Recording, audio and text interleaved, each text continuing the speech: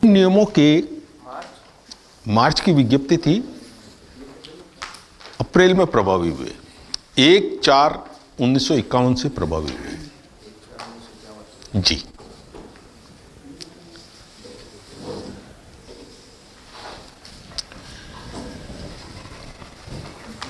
(51) ये कोई वैधानिक नियम नहीं है, ये विधानसभा के द्वारा पारित होने के बाद बनाए गए हैं, ऐसा कोई नहीं है। सिर्फ संविधान के अनुच्छेद 309 के तहत, आर्टिकल 309 के तहत ये बनाए गए और प्रभावी किए गए।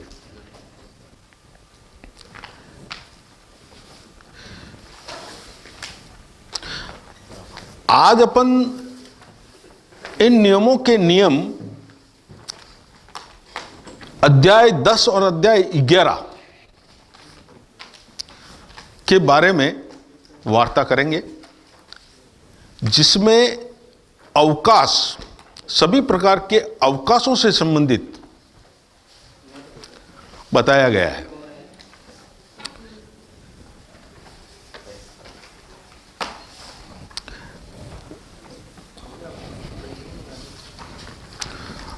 सर दोनों में आप लीव रूल है?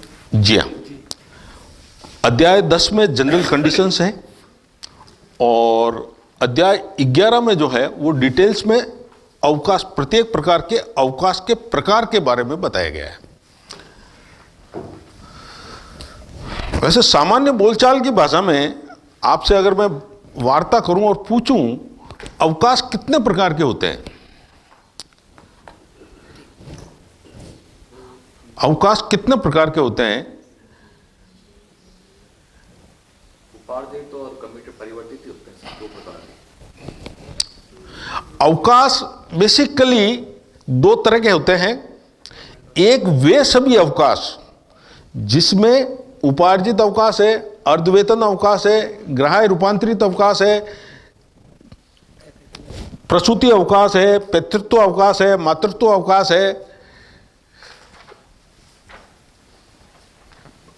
दत्तक पुत्र अगर पुत्री जो भी है, दत्तक संतान जो ली जाती है उनके संबंधित अवकाश है, अध्ययन अवकाश है, असाधारण अवकाश है, सभी प्रकार के अवकाश, जो वे सभी अवकाश जो आरएसआर वॉल्यूम फर्स्ट से संबंधित अवकाश है, वो सभी अवकाश अध्याय 10 और 11 में परिभाषित है। वे सभी अवकाश जो आरएसआर के वॉल्यूम फर्स्ट में कवर्ड होते हैं वे अध्याय 10 और 11 में बताए गए हैं, और दूसरे वे अवकाश जो आरएसआर वॉल्यूम सेकंड में बताए गए हैं। सेकंड के अवकाश कौन कौन से हैं? आकस्मिक अवकाश, सीएल जिसे अपन कहते हैं, और वे सभी अवकाश जो विशेष परिस्थितियों में, विशेष बीमारियों में या राज्य सरकार द्वारा आपको प्रतिपूर्ति की जाती है और उसका लेखा जो है सेवा पुस्तिका के अंदर नहीं किया जाता। तो अवकाश का बेसिक फंडामेंटल अगर अपन समझें तो अवकाश दो प्रकार के होते हैं। एक वे सभी अवकाश जिनका लेखा सेवा पुस्तिका में किया जाता है, तो वो कौन से हुए? वो सभी वॉल्यूम फर्स्ट के अवकाश हुए। वॉल्यूम फर्स्ट का कोई भी अवकाश आप लेंगे उसका लेखा आपकी सेवा पुस्तिका में इंदराज किया जाएगा। वॉल्यूम सेकंड में कौन से हो गए? वे अवकाश जिनका अलग से मेंटेनेंस जरूर होती है, लेखा जरूर रखा जाता है, परंतु आपकी सेवा पुस्तिका में उसका किसी प्रकार का इंदराज नहीं होता। दूसरे एक और अपन कह सकते हैं, वे सभी अवकाश जो कर्तव्य के बदले में आपको दिए जाते हैं, कर्तव्य करने के बाद अर्जित होते हैं, वो सभी वॉल्यूम फर्स्ट के अवकाश हैं। और वॉल्यूम सेकंड के अवकाश वो सभी अवकाश जो राज्य सरकार द्वारा आपको उपलब्ध करवाए जाते हैं, जैसे CCL हो गई, CL हो गई। अभी कोरोना में स्पेशल लीव्स दी गई थी, वो हो गई। वो जो भी मतलब वो सभी अवकाश, जैसे कुत्ते पहले कुत्ते काटते थे तो उसका मिलता था, छूत की बीमारी में, चेचक, टीबी, इसके लिए जो है वो अवकाश गवर्नमेंट के द्वारा विशेष परिस्थितियों में दिए जाते थे, वो सभी अवकाश उसमें आते हैं वॉल्यूम सेकंड में। ठीक है, बेसिक फंडामेंटल आपके क्लियर हो गया। अब अवकाश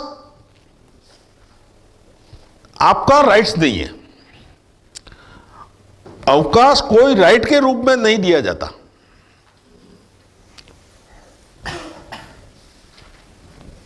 ठीक है, और अधिकार के रूप में यह आपका अवकाश नहीं है। RSR वॉल्यूम फर्स्ट के नियम 59 में यह बताया गया है कि यह अधिकार के रूप में नहीं मांगा जाएगा। अध्याय 10 में जो स्टार्ट होता है 57 से स्टार्ट होता है, 57 में यह बताया गया है कि अवकाश, जो भी अवकाश है वो कर्तव्य के पश्चात अर्न होंगे।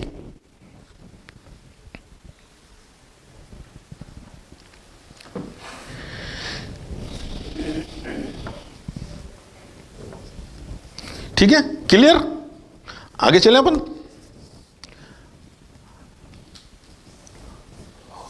कोई भी अवकाश लेने से पहले निश्चित प्रक्रिया के अनुरूप अवकाश का आवेदन किया जाना आवश्यक है। अगर आपको मालूम है कि मैं इस तारीख से अवकाश पे जाऊंगा, तो उन सभी कारणों के लिए आपको अवकाश पूर्व में स्वीकृत करा के ही जाना है। पश्चातवर्ती अवकाश स्वीकृत करने की कोई प्रक्रिया नियमों में नहीं है।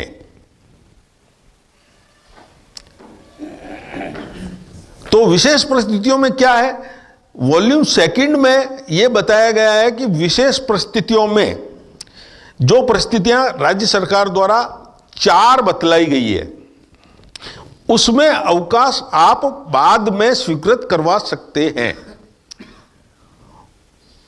उसमें पहला बताया गया है कि आप घर से कार्यालय के लिए प्रस्थान करते हैं, आपका पूरा मानस ऑफिस जाने का है, ड्यूटी पे जाने का है, आप प्रस्थान करते हैं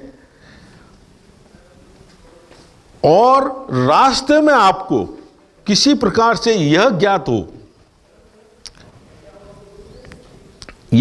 हो कि आपके घर में कोई ऐसी कैजुअलिटी हो गई है जिसके कारण आप कर्तव्य पर उपस्थित नहीं हो पा रहे हैं, आपको वापस घर जाना जरूरी है।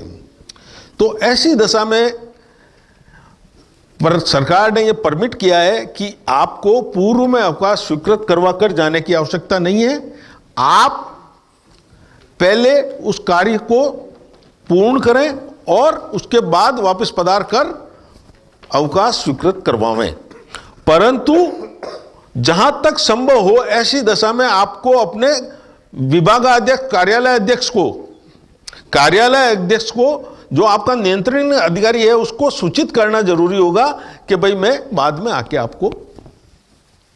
ठीक है, सेकंड कंडीशन उन्होंने ये बताई कि भाई आप घर से रवाना हुए, आपका ऑफिस जाने का मानस है और बीच में रास्ते में कोई दंगा फसाद हो गया या ऐसी कोई घटना घट गई, आपका एक्सीडेंट हो गया या ऐसी कोई बात हो गई जिसके कारण आप इंजर्ड हो गए या आपके साथ चोट वोट लग गई या कोई ऐसा कारण हो गया जिससे आपको, तो पहले आप अपना उपचार कराएं, उसके बाद ऑफिस जाएं और अवकाश स्वीकृत कराएं। तीसरी कंडीशन ये बताई कि आप घर पे ही हैं या घर से रवाना हो गए, उससे कोई फर्क नहीं पड़ता, कार्यालय समय से पूर्व भूसंकलन हो गया या कोई प्राकृतिक आपदा आ गई, भूसंकलन हो गया, ऊपर से बारिश आ गई या आंधी तूफान ऐसा कोई आ गया जिसके कारण आप कार्यालय समय पे नहीं पहुंच पा रहे हैं, तो उसके निवारण के पश्चात आप जा सकते हैं।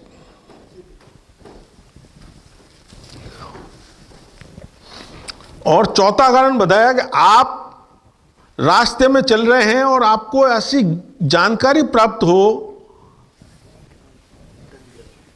जिससे आपके कार्यालय में पहुंचने का कार्य जो है बाधित हो रहा है, तो आप उसको निवारित करते हुए फिर बाद में आप प्रस्थान करें। इन 4 कंडीशंस में आपको पूर्व में अवकाश स्वीकृत करा के नहीं जाना है, अदरवाइज पूर्व में अवकाश स्वीकृत करवा के जाना है। चौथे का एग्जाम्पल उन्होंने ये बताया है कि आप रवाना हुए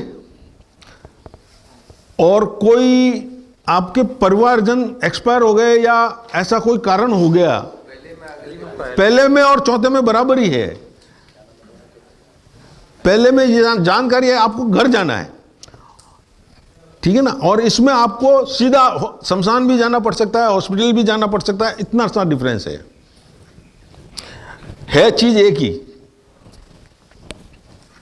ये 4 कारण बताए हैं जिसके कारण आपको पूर्व में अवकाश स्वीकृत करा के जाने की जरूरत नहीं है। बाकी आकस्मिक अवकाश में भी आपको छुट्टी सैंक्शन करवा के जानी है। जैसे आपके भाई की शादी है, आपको पूर्व में पता है कि मेरे भाई की शादी है और मेरे को इस दिन अवकाश पे रहना है, तो ऐसी दशा में आप सीएल ले रहे हैं। अगर आपके पास उचित सीएल पड़ी है तो आप सीएल ले रहे हैं, तो उस सीएल को भी आपको अपने नियंत्रण अधिकारी से स्वीकृत करवा के फिर जाना है। आप ये नहीं कह सकते कि सीएल है बाद में आके स्वीकृत करा लूंगा, नहीं। ऐसी दशा में अदरवाइज 3 दिन से ज्यादा का अगर पीरियड है तो रूल 86 के तहत कार्रवाई की जा सकती है। बिना सूचना दिए अगर कोई भी कर्मचारी 3 दिन और उससे अधिक कर्तव्य से अनुपस्थित रहता है तो नियम 86 के तहत कार्रवाई की जाएगी।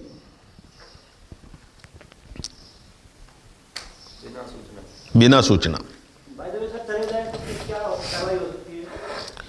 16 और 17 CCL 16-17 अलग है। ये जो आपका जो है आरएसआर वॉल्यूम फर्स्ट का जो है 86 रूल्स है, उसकी आगे कोई अपील नहीं है। सीसीए की अपील है, classification control and appeals rules की अपील है, इसकी कोई अपील नहीं है।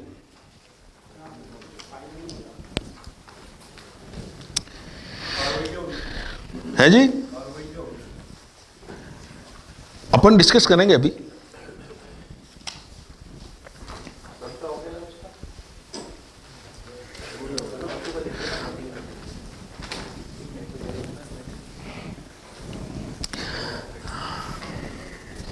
आप एक समय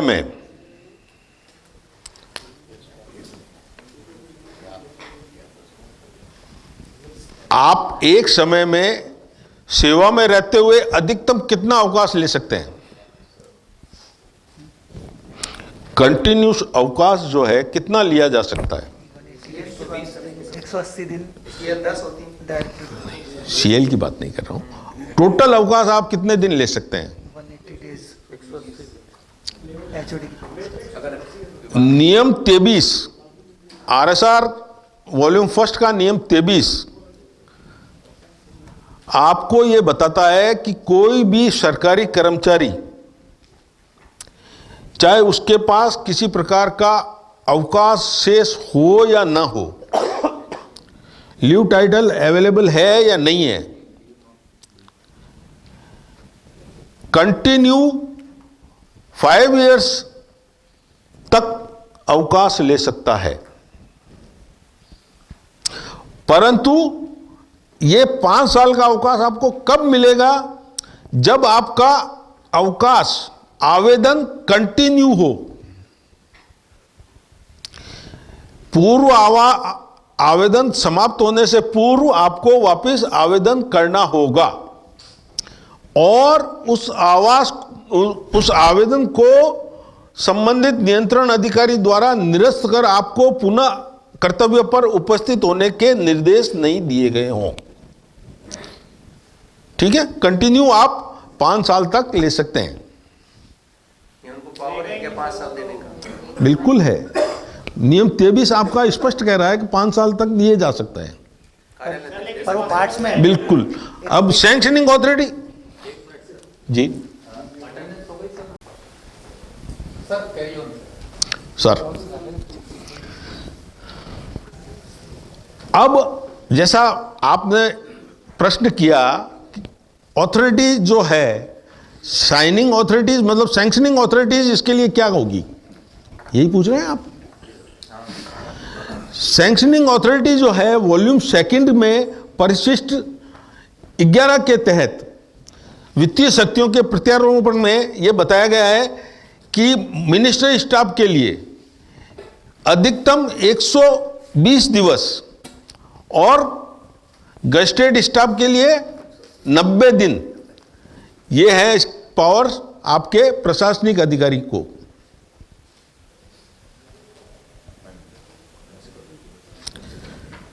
ठीक है। इसके पश्चात जो भी आपका अवकाश होगा आपके डिपार्टमेंट में जाएगा। डिपार्टमेंट वालों को 1 साल तक के पावर होते हैं, उसके ऊपर अगर कोई है तो आप गवर्नमेंट के द्वारा सैंक्शन होंगे। ये अलग अलग पावर जो है वो शेड्यूल ऑफ पावर में दिए हुए हैं।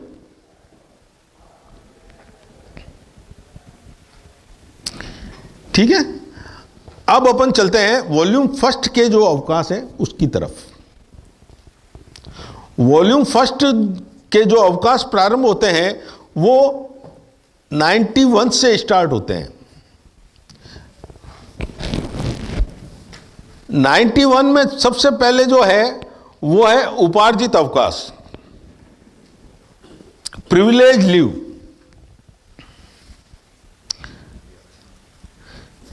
जैसा कि इसके नाम से स्पष्ट है, उपार्जित मतलब सेवा के दौरान आपने जो कर्तव्य की अवधि व्यतीत की है उसके बदले में आप जो अवकाश अर्जित करते हैं उसको उपार्जित अवकाश में नाम दिया गया है। क्लियर? अर्जित क्यों नहीं कह रहे, उपार्जित क्यों कह रहे हैं? अब ये तो क्यों कह रहे हैं इसकी चीज का, तो क्योंकि मेरे से पहले ये बने हुए हैं रूल्स। अब क्यों कहा, कैसे कहा, ये चीज तो अपन नहीं बता सकते भाई। अपन इतना ही बता सकते हैं कि भाई उपार्जित अवकाश का मतलब ये है अर्जित होने के बाद जो अवकाश आपके खाते में बनता है उसको उपार्जित अवकाश कहते हैं। इतनी सी जानकारी है। इसके आगे अपन को क्यों बना, क्या नाम रखा, इसका दूसरा नाम भी रख सकते थे, ये अपन को पता नहीं है भैया। अपन तो इस किताब को, लाल किताब में क्या है नाम, वो आपको बता सकते हैं। ये आप टीचर्स हैं, वो आप बता सकते हो साहब कि ये क्यों है। इतनी डिटेल में हम अकाउंट्स वाले नहीं जाते।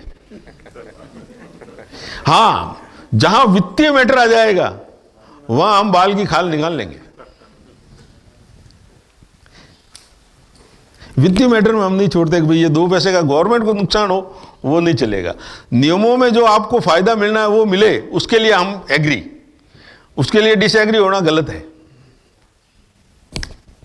20 में कोई हॉस्पिटल अप्रूव नहीं था, हाँ जी, उससे मेडिकल उठा लिया, हाँ हाँ, तो वो पूरा वापस मांग रहे हैं। बिल्कुल मांगेंगे। वो आपको पीएल भर के देनी पड़ेगी, वो आपको पीएल भर के देनी पड़ेगी। 60-70% कुछ नहीं था, हट गया वो। बिल्कुल था ही कहां, 60-70 का कहां है, बता दीजिए। अप्रूव के जैसे करवाता था कोई। 2012 से ये परमिशन दी है, सर्कुलर 2012 का है। उससे के पहले प्राइवेट हॉस्पिटल के कोई भी उपचार मान्य नहीं थे। मान लीजिए कोई approved government hospital, approved hospital नहीं है गांव में, वो अपन डिस्कस करेंगे, हो रहा है। वो अपन डिस्कस करेंगे। अभी नियम तराणु में आएंगे जब डिस्कस करेंगे, एक एक बिंदु अपन चलें तो ज़्यादा।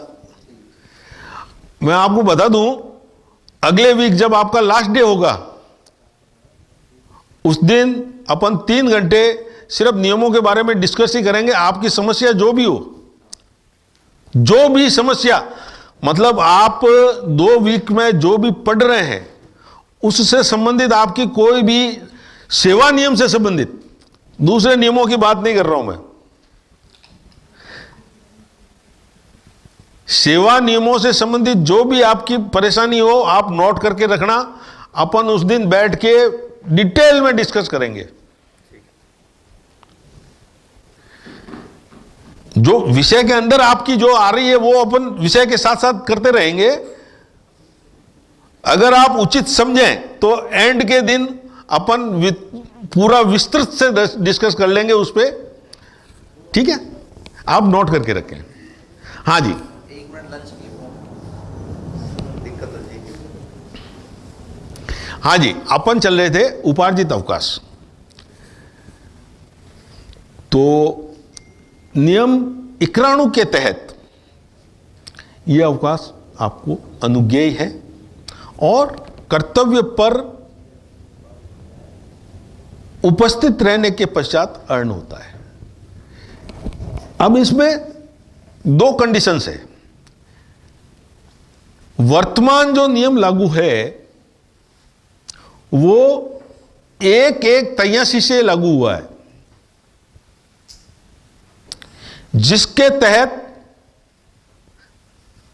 सभी कार्यरत सेवा कर्मियों को साल में 2 बार, जनवरी और जुलाई में उपार्जित अवकाश के लिए सामान्य विभागों में वर्ष के 30 उपार्जित अवकाश दे हैं। 15 जनवरी में जुड़ते हैं और 15 जुलाई में एडवांस में जोड़े जाएंगे। क्लियर? परंतु वे कर्मचारी जो इस 6 पीरियड में किसी भी माह के दौरान नियमित होकर नियमित वेतन श्रृंखला में कार्य प्रारंभ करते हैं, ठीक है, उनको उस माह के मध्य में आने के कारण उस माह का कोई उपार्जित अवकाश देय नहीं होगा। उपार्जित अवकाश जो देय होगा वो केवल पूर्ण माह के लिए देय होगा, ठीक है। वर्तमान में, हाँ जी बोलिए बोलिए। वर्तमान में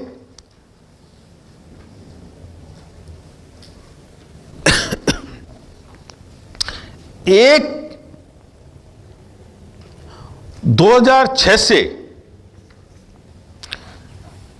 सभी कर्मचारियों की नियुक्ति 20/1/2006 से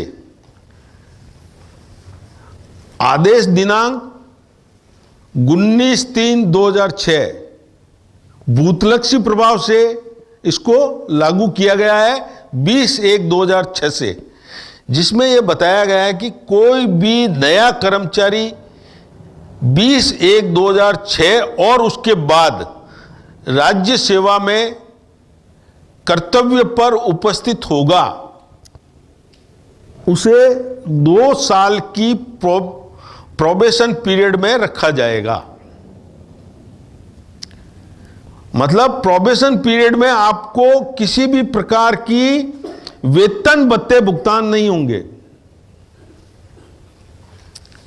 प्रोबेशन पीरियड में आपको एक निश्चित राशि मानदेय के रूप में दी जाएगी। कंसोलिडेट अमाउंट जो है वो आपको ऑनरेरियम के रूप में देय होगा। पे एंड अलाउंसेज अलाउ नहीं है।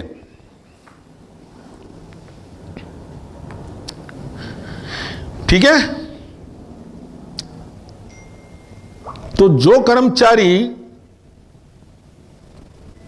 20/1/2006 के बाद आए हैं या 20/1/2006 से पहले भी आए हुए हैं और किसी भी माह के मध्य में आए हैं, मतलब 1 तारीख को छोड़ के चाहे वो 2 तारीख को भी आया है या 30 तारीख को भी आया है, उसको उस माह की उपार्जित अवकाश देय नहीं होगा।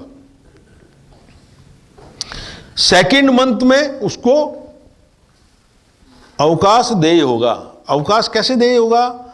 अगर वो सामान्य डिपार्टमेंट का है तो महीने में 30, ठीक है। यदि सशस्त्र सेना का कोई भी आरएसी वगैरह का कोई जवान है तो उसको है जी 42, हाँ जी, साल में 30, साल में 30, महीने में 30, साल में 30, आरएसी वगैरह में साल में 42,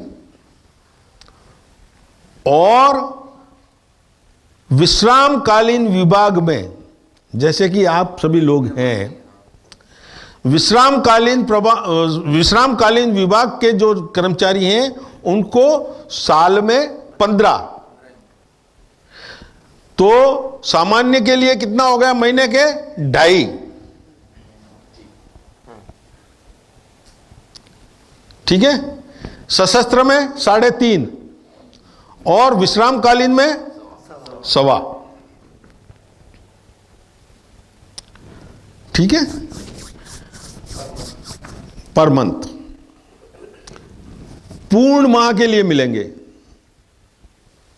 बीच में अगर कोई आता है, रेगुलर होता है, उनको पे श्रृंखला रेगुलर मिलती है, नहीं दिए जाएंगे। एडवांस में जुड़ेंगे, ठीक है।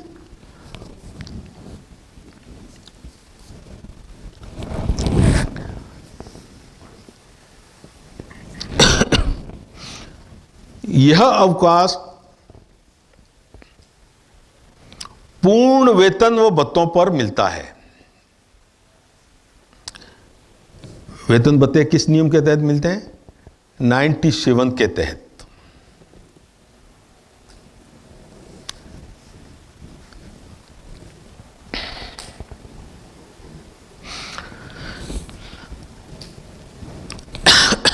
अब मैं ये निवेदन करूंगा कि एक कर्मचारी जो था, उदाहरण लेते हैं अपन, एक कर्मचारी जो था वो प्रोबेशन पीरियड कंप्लीट कर 1 फरवरी को सेवा पर रेगुलर होता है, तो उसके खाते में अवकाश कितना जमा होगा? 5 महीने का। फरवरी, मार्च, अप्रैल, मई और जून, 5 महीने का। 5 ढाई 12.5 है जी। फरवरी कह रहा हूं बॉस, हाँ जी, 1 फरवरी को रेगुलर हुआ है। 1 को हुआ तो वो तो पूर्ण है, 1 महीना पूरा हो गया ना। 2 को अगर होता है तो 4 महीने होंगे। 2 को अगर रेगुलर होता है, 2 को अगर रेगुलर होता है तो फरवरी का नहीं मिलेगा। इसीलिए मैंने उदाहरण लिया है 1 फरवरी का 12.5। चूंकि यदि आप, राज्य सरकार ने यह प्रिविलेज दिया है कि यदि सेवा में नए आए हैं और माह की गणना में उसका अवकाश टुकड़ों में बनता है, 12.5, 7.5, 2.5, इसी तरह से अवकाश में 1.25, 2.5, 2.25, जहां टुकड़ों में बनता है वहां या तो प्रारंभ में या अंत में, या तो प्रारंभ में या अंत में आप उसको राउंड ऑफ कर सकते हैं, केवल एक बार पूरी सर्विस में। और उस सेवा पुस्तिका में आपको इसका इंदिराज करना पड़ेगा कि इसको राउंड ऑफ किया गया है। जैसे मान लीजिए कोई कर्मचारी फरवरी में आया तो 5 महीने का हो गया, और रिटायरमेंट उसका जो है वो अगर दिसंबर में है तो पूरा महीना, पूरा मतलब हाफ ईयरली हो गया। और अगर मान लो जनवरी के एंड में है तो पीछे जनवरी का 1 महीने का ही मिलेगा, तो 2.5 मिलेगी।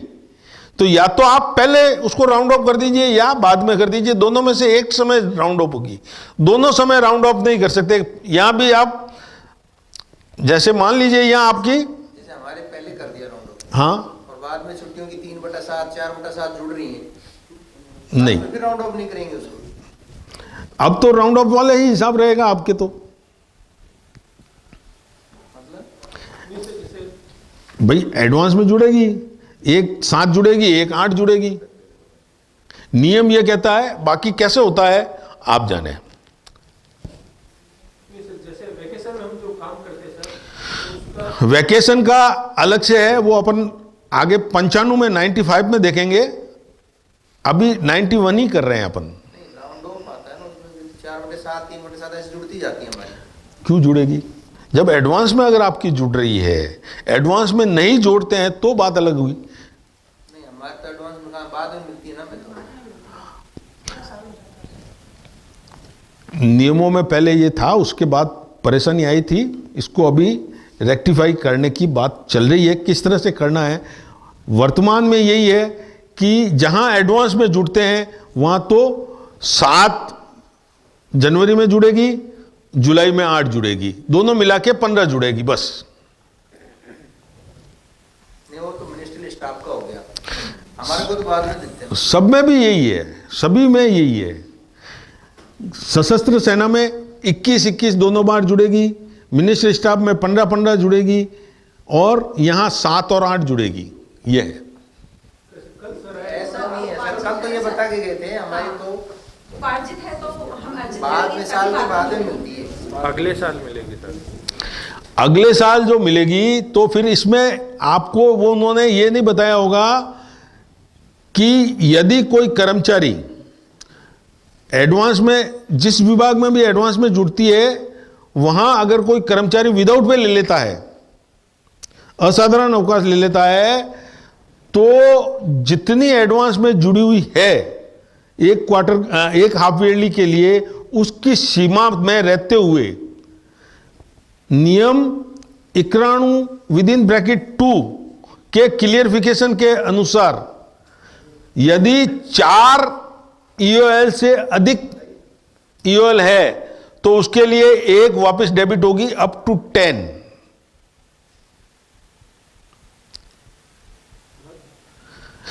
दस विदाउट पे पर एक पीएल वापस कम होगी, 10 विदाउट पे एक पीएल कम होगी, और वो कितनी कहां तक कम होगी? जितनी आपने एडवांस में जोड़ी है।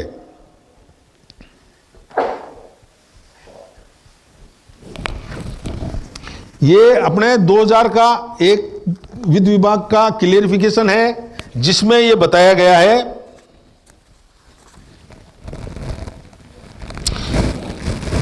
जिसमें ये बताया, स्पष्टीकरण है 91(2) ख का, जिसमें यह बताया गया है कि किसी भी कर्मचारी को स्वीकृत असाधारण अवकाश की अवधि 10 दिन से कम होने अथवा 10 के गुणांक में न होने की स्थिति में उपार्जित अवकाश लेखों से कितने उपार्जित अवकाश कम किए जाएं।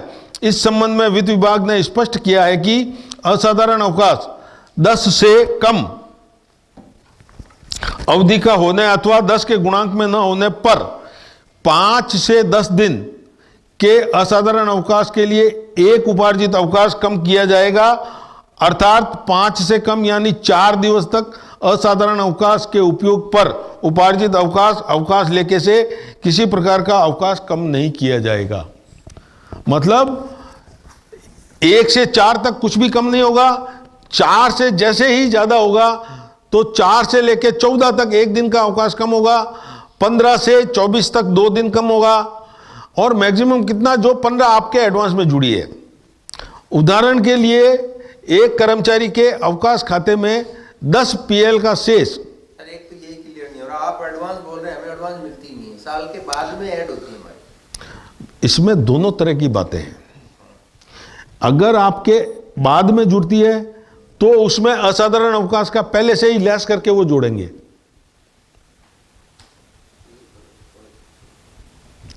जितना दिन आप कर्तव्य पर ड्यूटी दे रहे हैं उसी के आधार पर गणना करके आपको दी जाएगी। पर यहां आपका मंथ जो है वो पूर्ण माह के लिए ही उपार्जित अवकाश जुड़ेगा। अगर एडवांस में नहीं जोड़ते हैं तो यह परेशानी होगी कि किस माह की अगर मान लो है तो उसमें आपको कैसे देंगे? हम तो आपसे पूछ रहे हैं कैसे देंगे। भाई नियमों में यही है कि सवा आपकी जो है वो सवा मिलेगी और पूर्ण माह की मिलेगी। नियमों में ये स्पष्ट रूप से लिखा है पूर्ण माह के लिए मिलेगी। तो अगर आप विदाउट पे ले लेते हैं तो पूर्ण माह कैसे रहा? टुकड़ों में आपको मिल नहीं सकती।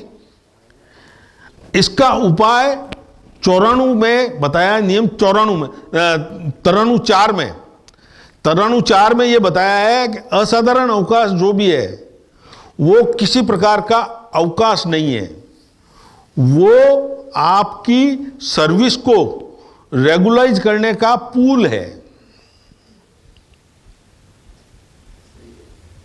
ठीक है ना? जो आपकी अवकाश पर प्रस्थान करने की पूर्व की सेवा और अवकाश से आने के बाद की सेवा को जोड़े रखती है। सर्विस ब्रेक नहीं होती। सर्विस ब्रेक नहीं होती है। सैंक्शन होने के बाद विदाउट पे सैंक्शन करने का मतलब यही है कि आपकी सर्विस में किसी प्रकार का व्यवधान नहीं आए। इसीलिए मतलब जो है, परंतु ये सेवा जो आपका विदाउट पे पीरियड है वो आपका पेंशन पर्पज से नहीं जुड़ता है, सेवा काल में मान्य नहीं है। हाँ, वो तो लेस हो जाएगा। सीधी सी बात। वैसे तो 28 साल होने पे वो तो पूरी मिलती है। 28 साल में आपका जो विदाउट पे का पीरियड है वो लेस होगा। अगर आपकी एक्यूरेट 28 साल की सर्विस है, 28 से ज्यादा में उतने में कट जाएगा। 28 भी है तो भी कटेगा, तो लेस में प्रोपोर्शनेट पेंशन मिलेगी, पूरी नहीं मिलेगी। 28 साल से 28 साल की नेट सर्विस होनी चाहिए जब आपको पूरी पेंशन मिलेगी। वर्किंग पीरियड 28 साल का होना चाहिए। और पूर्ण ग्रेचुटी के लिए 16.5 महीने की ग्रेचुटी तभी मिलेगी जब आपके 33 साल की सर्विस कंप्लीट हो। 28 पे 33 का फायदा नहीं मिलता? नहीं मिलता, पहले मिलता था। अभी ये 7वें वेतन आयोग में जो अपने 1/1/16 से लागू हुए हैं उसमें जब आपकी 28 रिड्यूस करके 28 कर दी तो ये बेनिफिट हटा लिया गया है। सिर्फ 28 साल की सर्विस कंप्लीट होने पर प्रोपोर्शनेट पूरी पेंशन आपको 50% मिलेगी। 28 से कम है प्रोपोर्शनेट मिलेगी। ग्रेचुटी के लिए 33 ही चाहिए? ग्रेचुटी के लिए अभी भी 33 ही है। नहीं, पहले ग्रेचुटी के लिए था ना 28 पे 33 का फायदा। नहीं नहीं नहीं नहीं, जितने साल की ग्रेचुटी के लिए उतने साल की सर्विस, जितने साल की हुई है उतने साल की सर्विस का ही बेनिफिट है। प्रपोजल में मिल जाएगी। जी हाँ, ग्रेचुटी में अभी 33 से कम नहीं की है। हाँ जी, तो अपने पीएल में एक तो ये हो गया, विदाउट पे अगर कोई है कंसर्निंग 6 माह की अवधि में तो वो एडवांस में जुड़ने के कारण वापस रिड्यूस होगी।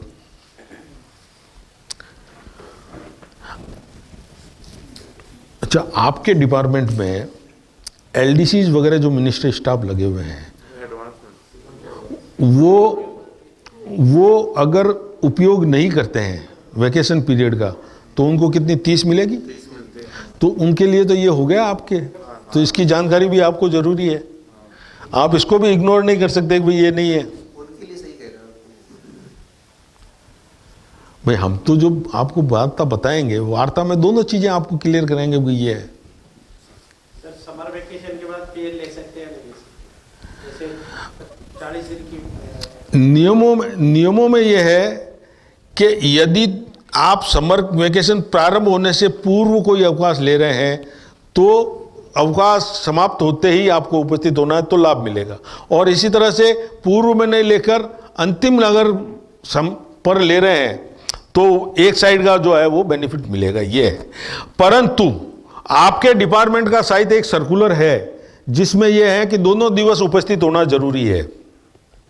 तो एजुकेशन में तो ये कंफर्म है।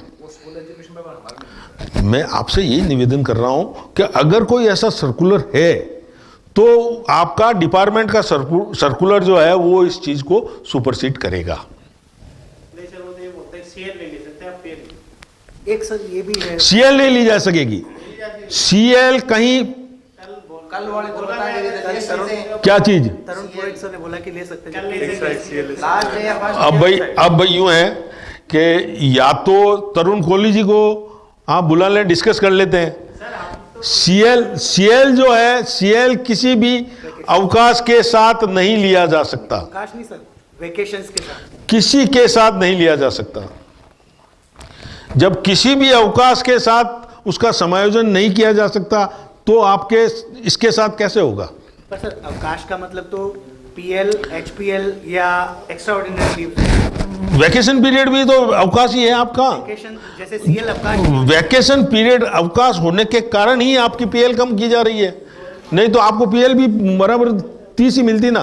नहीं सर, जैसे छुट्टियां चालू होने वाली है, समझ गए आप जो फरमा रहे हो? ये ले सकते हैं। नहीं ले सकते भैया, नहीं ले सकते। सीएल किसी भी अवकाश के साथ समायोजित नहीं हो सकती, सीएल नहीं ले सकते। सीएल जो है वो आपका ड्यूटी पीरियड काउंट है। सर ये कितने रूल में आता है ये?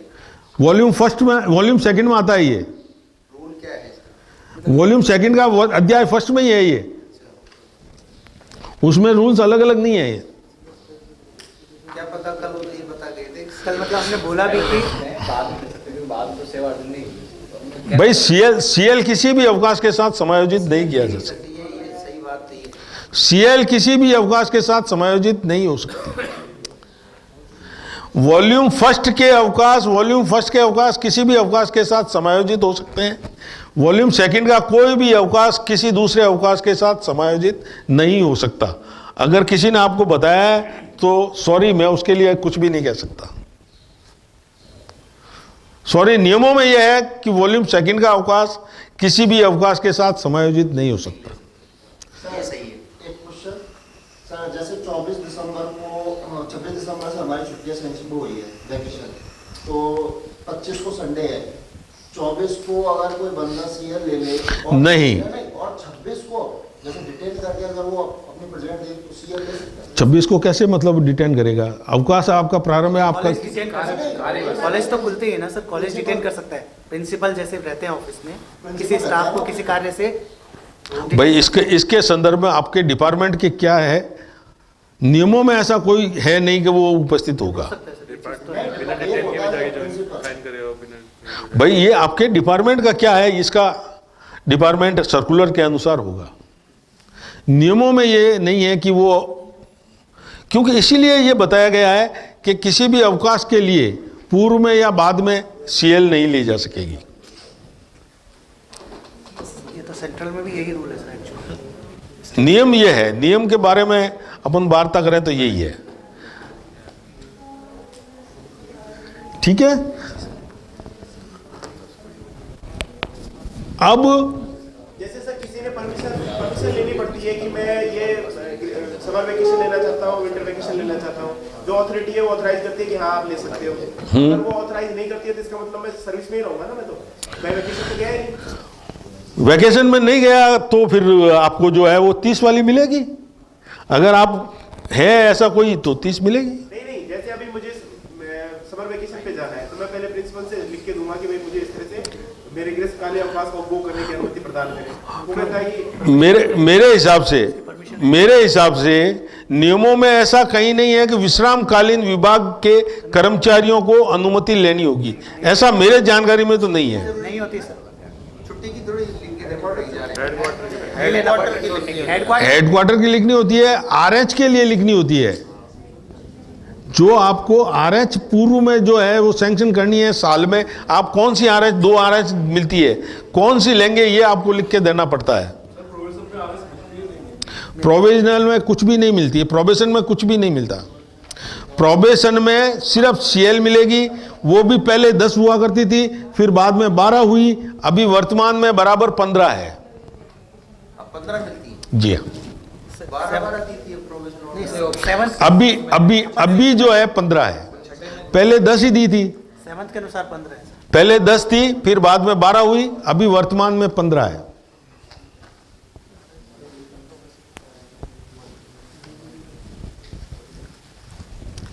सर आरएच जो है, हाँ, सीएल मिलेगी। 15 मिलती महिला कर्मचारी को मैटरनिटी लीव मिलेगी, पुरुष को पैटर्निटी लीव मिलेगा, दत्तक अवकाश मिलेगा, और प्रोबेशन पीरियड में कर्मचारी विशेष परिस्थितियों में सीसीएल चाइल्ड केयर लीव भी ले सकता है, परंतु अगर चाइल्ड केयर लेता है तो उसका प्रोबेशन पीरियड उस पीरियड तक एक्सटेंड होगा। और सर कितने दिन तक छुट्टी ली जा सकती है प्रोबेशन पीरियड विदाउट एक्सटेंड? है जी, कितने दिन की छुट्टी ले सकते हैं जिससे प्रोबेशन एक्सटेंड नहीं होगा? यूएल पूछा। 29 दिन, 29 दिन। केवल 29 दिन। जैसे ही 30 दिन हुआ पूरा पीरियड एक्सटेंड होगा। पहले ये था, जब ये लागू किया था, मतलब 20/1/2006 से ये था कि 3 महीने तक 90 दिन तक की विदाउट पे अगर आपके होती थी, क्योंकि आपके पीएल वगैरह तो उसमें होती नहीं थी, तो 3 महीने तक मतलब 90 दिन अगर एक्स्ट्रा ऑर्डिनरी लीव दी जाती है तो प्रोबेशन पीरियड एक्सटेंड नहीं होता था, 91 दिन होते ही एक्सटेंड होता था। ठीक है, उसके बाद यह किया गया 30 दिन से ज्यादा होने पर, उतने ही दिन से extend करेंगे। 30 दिन से ज्यादा होने पर,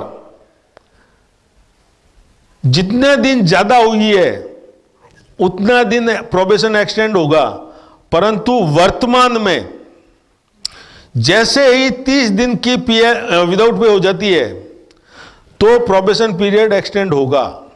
30 दिन ही हो जाएगा। जी हाँ, एक साल 30 दिन। जितने दिन आपने लिए उतने दिन का होगा। नहीं 29 नहीं छोड़ेंगे। 29 तो माइनस करेंगे सर। नहीं भाई साहब, वर्तमान में यही तो चीज मैं आपको बता रहा हूं। प्रथम जो था वो था 90 दिन, ठीक है। सेकंड जो स्टेज आई उसमें यह था कि 30 दिन से ज्यादा जितना भी है उसका विदाउट एक्सटेंड होगा, 30 से ऊपर। और आज की तारीख में यह है कि 30 दिन होते ही 31 होते ही पूरा पीरियड एक्सटेंड होगा। ज्यादातर नियमों में थोड़ा सा जब आगे संशोधन होता है तो फ्लेक्सिबिलिटी दी जाती है, इसमें टाइट किया गया है, मतलब रीजन क्या है? इसमें इस सर्कुलर में जिसमें 30 दिन के होते ही एक्सटेंड करने का लिखा है, उसमें यह भी लिखा है कि प्रशासनिक अधिकारी जो नियंत्रण अधिकारी है उसका यह भी दायित्व है कि वो ये देखे कि कर्मचारी छुट्टी किस कारण से ले रहा है। अगर वह अन्य तैयारी के लिए ले रहा है तो उसकी रिटर्न में मतलब जो है सूचना अपने विभागाध्यक्ष को देगा, और विभागाध्यक्ष कर्मचारी से स्पष्टीकरण लिखकर उसको सेवा से पृथक करने की कार्रवाई भी करेगा। क्योंकि आप सर्विस में आने के बाद दूसरी फर्दर सर्विस के लिए तैयारी नहीं कर सकते। अब जैसे कोई बंदा, अब भाई है जो है, जैसे कि मान लो यहाँ पॉलिटेक्निक में ही आया, मान लो उसका एमटेक चल रहा है लास्ट सेमेस्टर, अब उसका ज्वाइनिंग आ गया और लास्ट सेमेस्टर उसका बच रहा है, तो उसको एक्सटेंशन मिल सकता है? नहीं, नहीं मिल सकता। उसको एग्जामिनेशन पीरियड के लिए, सिर्फ एक्चुअल एग्जामिनेशन डे के लिए छुट्टियां मिल सकती है विदाउट पे। प्रिपरेशन लेके कोई लीव नहीं है। अब भाई नहीं है, नियमों में नहीं है, उसके लिए तो मैं आपको कैसे कह दूंगा हाँ है। आप लोग बैठे तो थोड़ा ऐसा प्रावधान भी हो ना जिससे कुछ तैयारी कर ले बंदा सही। बेचते हैं पर मानते ही नहीं है गवर्नमेंट। सर हमने तो कई एग्जाम्पल्स देखे हैं। ये आपके ऊपर कोई ब्लेम नहीं कर रहे, हम नहीं कह रहे कि वो कैसे पॉसिबल हो जाता है। तो रीजन कुछ और लिखते हैं। पॉसिबल तो मैं आपको बताऊं, अभी परसों का ही एक मैटर है मेरे पास, परसों ही आया है। कोई कॉलेज एजुकेशन में सहायक प्रोफेसर है, उसने चाइल्ड केयर लीव ली है 655 दिन की, और उसकी सैंक्शन जो है पूरे अवेल करने के बाद जारी हुई है, जबकि नियमों में स्पष्ट रूप से प्रावधान है सैंक्शन कराने के बाद ही जाएंगे। अगर बगैर सैंक्शन कराए चली जाती है उसको सेवा से पृथक किया जाए। नियमों में प्रावधान है, सर्कुलर में है। नहीं होता, कैसे होता है ये तो भारत भाग्य विधाता है। तो सर जैसे 2 फरवरी को कोई ज्वाइन कर रहा है नया बनता है तो उसको सीएल मतलब उस फरवरी की नहीं मिलेगी, फरवरी की पीएल सीएल मिल जाएगी। सीएल मिल जाएगी। सीएल सर्विस के सीएल अगर जो 1 जनवरी से ज्वाइन करता है और दिसंबर तक रहता है तो 15 मिलेगी, अदरवाइज उसके अनुपातिक मिलेगी। पूर्ण माह की है वो भी। एडवांस में मिल जाती है और 5 सीएल पे एडवांस मिल जाती है। सीएल आपको एडवांस में जुड़ती है, परंतु लिमिट उसकी 15 है वर्तमान में, कि साल भर में 15 आप कभी भी ले सकते हैं। नहीं, ये पूछना चाह रहे हैं जैसे 15 हुई ना, 12 महीने की 15 है। नए कर्मचारी के लिए प्रथम 3 माह की 5,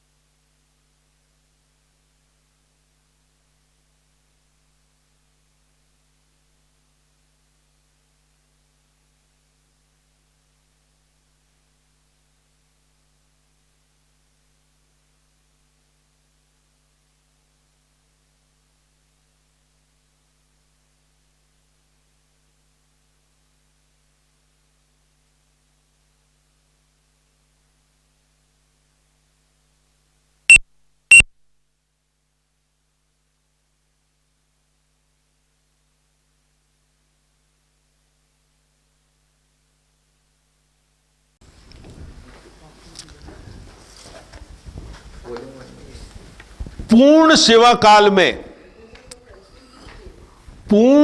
काल में 1 वर्ष की सेवा पर 20 अर्धवेतन अवकाश देय है।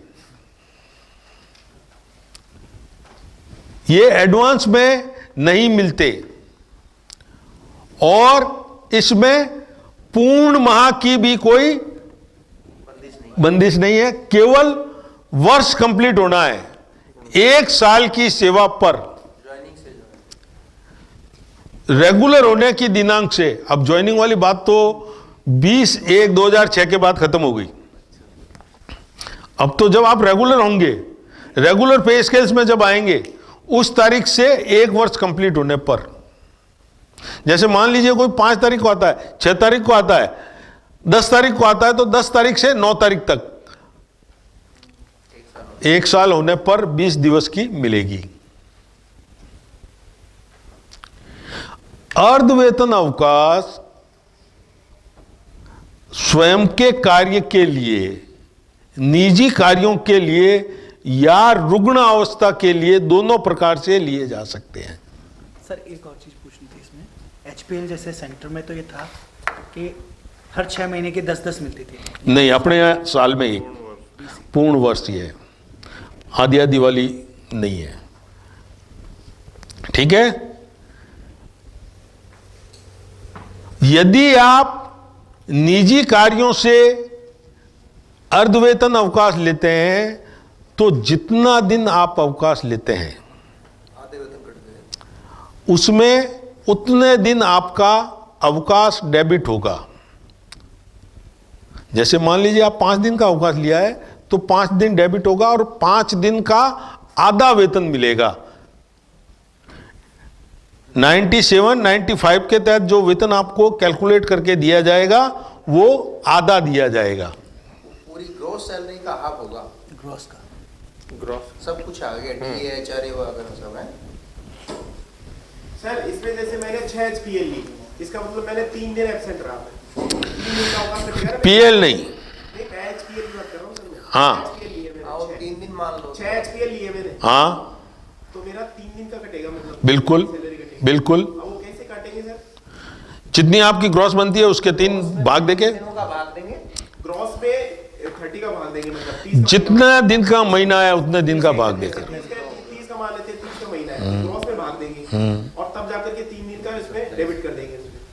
या फिर ऐसे करेंगे बेसिक में, बेसिक को रिड्यूस करेंगे और उस बेसिक पे फिर डीए और उस पे एचआरए ये लगाएंगे। वो भी सेम ही है, डिफरेंस थोड़ी आएगा। बहुत फर्क आएगा, 4,000 का फर्क आएगा। सर ऐसे में अगर करते हो देखो, अरे अरे अरे अरे अरे अरे अभी अभी अभी जो ये बात कर रहे हैं अभी कोई फर्क नहीं है। ये बात कर रहे हैं छिन्नू से पहले की। छिन्नू से पहले जो है वो स्लैब्स हुआ करते थे, स्लैब्स में जो है डीए स्लैब्स वाइज मिलते थे। अभी करंट की बात कर रहा हूँ तो करंट में कोई फर्क नहीं पड़ेगा। कैसे पड़ेगा बताओ? एक मिनट। हमने लीटर में गए, हमने एचपीएल ली, सेम एचपीएल हमने ली, सेम एचपीएल हम निमराना वालों ली, सेम एचपीएल झुंझुनू वालों ली, तीनों की तनख्वाह अलग अलग, तीनों की तनख्वाह अलग अलग, और कम से कम 3-3 हजार का डिफरेंस। सर, उसका 3,000 हमें कम मिली है, 3,000 उनको ज्यादा। देखो यूं है के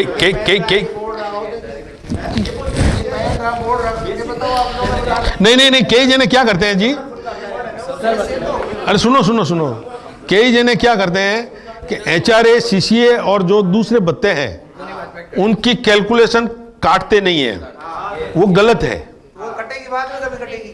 वो गलत है, वो ऑडिट में निकल जाएगा। इसलिए वो डिफरेंस आ सकता है। सिर्फ जो है वो कई जने जो है नियमों में यह है कि सभी भत्ते सहित कम होंगे, तो ऑडिट में कम हो जाएगा। ठीक है। और कई जने क्या करते हैं कि सिर्फ बेसिक जो है वो कम करते हैं, बेसिक और डीए दो चीज कम करते हैं, बाकी जो है एचआरए या जो अन्य भत्ते हैं वो कम नहीं करते हैं। एचआरए नहीं कटता ना सर इसमें, एचपीएल में कटता है, नियमों में यह है कटेगा, नियमों में यह है कटेगा, ऑडिट में काटते नहीं है वो अलग बात है। बनेगा, बिल्कुल बनेगा, जब ऑडिट होगा बनेगा। ऑडिट वालों के हाथ में आया तो जरूर बाद में देना पड़ेगा। कोई निकल ही गया, बच ही गया तो बात अलग है। ठीक है, तो ब्रज एचपीएल का हो गया। अब एचपीएल में 93(2) में लीव नॉट ड्यू का उल्लेख आया है। लीव नॉट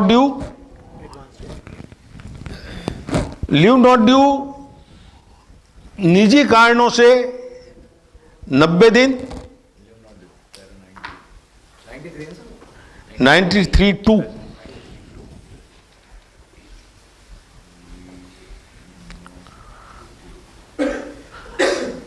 निजी कारणों से 90 दिन,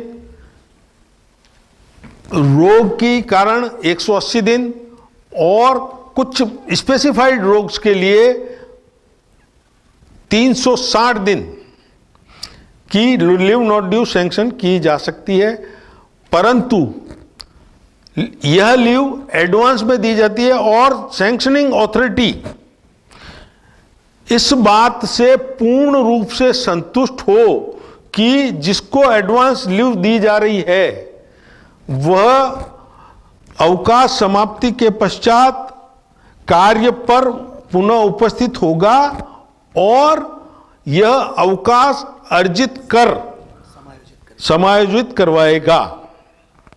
सामान्यतः प्रावधान जरूर है, परंतु कोई भी प्रशासनिक अधिकारी, जहां तक मेरी नॉलेज है, मैंने मेरी 38 साल की सेवा काल में ऐसा एक भी प्रकरण नहीं देखा है, नहीं सुना है। क्योंकि इसमें स्वीकृतकर्ता अधिकारी की पूर्ण रूप से जिम्मेवारी है कि वो ये प्रमाणित करेगा कि ये उपस्थित होने के पश्चात वापस अर्न करेगा। अब अपन ने दीवी गुड फेथ में दीवी है, और मान लो कल वो एक्सपायर हो जाए, उसी की वजह से कटेगा वो तो। नहीं, इसमें 3 कंडीशंस है। कल तो यही बता गए थे, उसी के जो जुड़े हुए पैसे। जब अगर आपको अवकाश बता दिया तो फिर आज वापस अवकाश की क्या जरूरत थी? जिसके में से कहा उसमें से कटेगा भाई है जी, मतलब जो एम्प्लॉय है उसके में से कटेगा बाद में। अगर जैसे सर ये कह रहे हैं कि कल जब पढ़ा के चले गए तो सर क्या वो बात सही है। भाई ये आरएसआर पड़ी, इसमें भी यही है। और ये मोनोग्राम जो रिपा का जारी होता है उसमें भी यही है कि एक बार लीव नॉट ड्यू अगर किसी को सैंक्शन कर दी है तो 3 कंडीशंस में किसी प्रकार की वसूली नहीं होगी। नंबर फर्स्ट, यदि सेवा में रहते वो कर्मचारी एक्सपायर हो जाए, वसूली नहीं होगी, फिर कौन देगा? राइट ऑफ होगी। टाइट ऑफ हो जाएगी। दान दे दी। इसीलिए कोई रिस्क नहीं लेता। मैं आपको जो भी बात करूंगा नियमों की बात करूंगा, अदरवाइज क्या होता है मेरे को जानकारी नहीं टाइट है। ऑफ हो जाती है तो कार्यालय अध्यक्ष को क्या दिक्कत है? उसको प्रमाण पत्र देना पड़ता है कि मैंने किन परिस्थितियों में ये दिया है। नहीं, उससे तो आधार क्या था मेरे पास, ये आधार क्या था कि ये वापस ज्वाइन करेगा और अर्न करेगा। स्पष्टीकरण आएगा उनके लिए बिल्कुल आएगा, कि आपने क्यों दिया। बिल्कुल आएगा। राज्य सरकार उसको हानि के लिए लाइबल मानते हुए उससे वसूली भी कर सकता है। पता है कि एक व्यक्ति मरणासन है, उसको हम दे रहे हैं, हमें पता है, तो वो कार्यालय अध्यक्ष की गलती है। पर कोई एक्सीडेंटल डेथ होगी तो उसमें वो तो कुछ नहीं कर सकता। एक्सीडेंटल हो गई तो उसमें तो क्या करेगा। बट कोई बेड पे ही पड़ा है, पता है कि भाई ये किसी को अनिवार्य सेवानिवृत्ति दे दी तो उसकी वसूली होगी।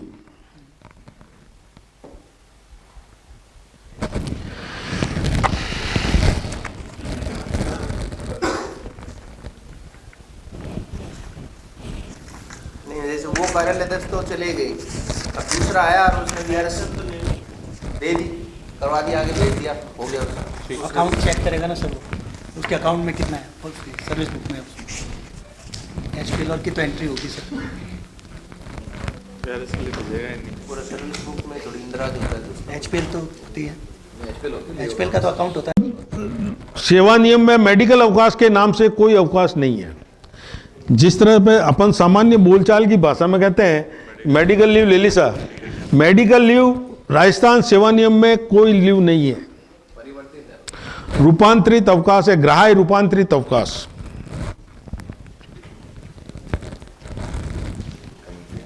ठीक है, ये केवल मेडिकल ग्राउंड पे मिलता है और अवकाश पर प्रस्थान करने से पूर्व रुग्णावस्था प्रमाण पत्र प्रस्तुत करना आवश्यक होता है। कार्य पर वापस उपस्थित होते समय आरोग्य प्रमाण पत्र साथ में प्रस्तुत करने पर ही सेवा में लिया जा सकता है। जब तक आरोग्य प्रमाण पत्र प्रस्तुत नहीं करे उपस्थिति नहीं ली जाएगी। -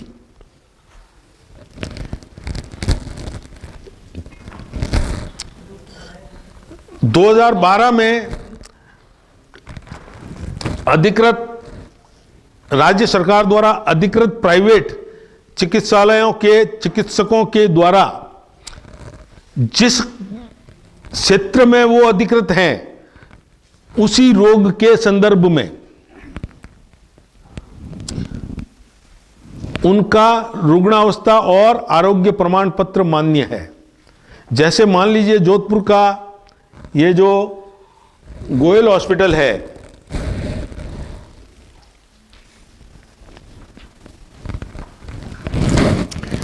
जोधपुर का गोयल हॉस्पिटल है, वह सभी जनरल सर्विसेज के लिए मान्य है। तो उसके कर्मचारियों उसके चिकित्सकों द्वारा जो रुग्णावस्था प्रमाण पत्र और आरोग्य प्रमाण पत्र दिया जाएगा वो सभी के लिए मान्य होगा। परंतु एएसजी जो केवल आंखों के लिए मान्य है, नेत्र चिकित्सालय की चिकित्सा के लिए मान्य है, तो नेत्र चिकित्सा से संबंधित रोगों के लिए ही उसका रुग्णावस्था प्रमाण पत्र और आरोग्य प्रमाण पत्र मान्य होगा, अन्य बीमारी के लिए मान्य नहीं होगा। कैसे जाने अपने केवल आई के लिए उसका है जी, उस हॉस्पिटल का केवल आई के लिए कैसा पता? ये तो जो मतलब जिसके द्वारा उनको अधिकृत किया गया वो बताएंगे। नहीं है कुछ भी, वो दे देते हैं ऐसे ही। देखो कुछ चीजें तो आपको खुद को भी ध्यान रखना है। तो कहाँ से देखिए, मेडिकल रूल्स में देखो आप, गूगल पे सर्च करो। हॉस्पिटल वाले लगाते हैं, अनिवार्य किया हुआ है, अनिवार्य किया हुआ है। जिस कार्य के लिए उनको अधिकृत किया गया है वो बताएंगे। हाँ जी बोलिए।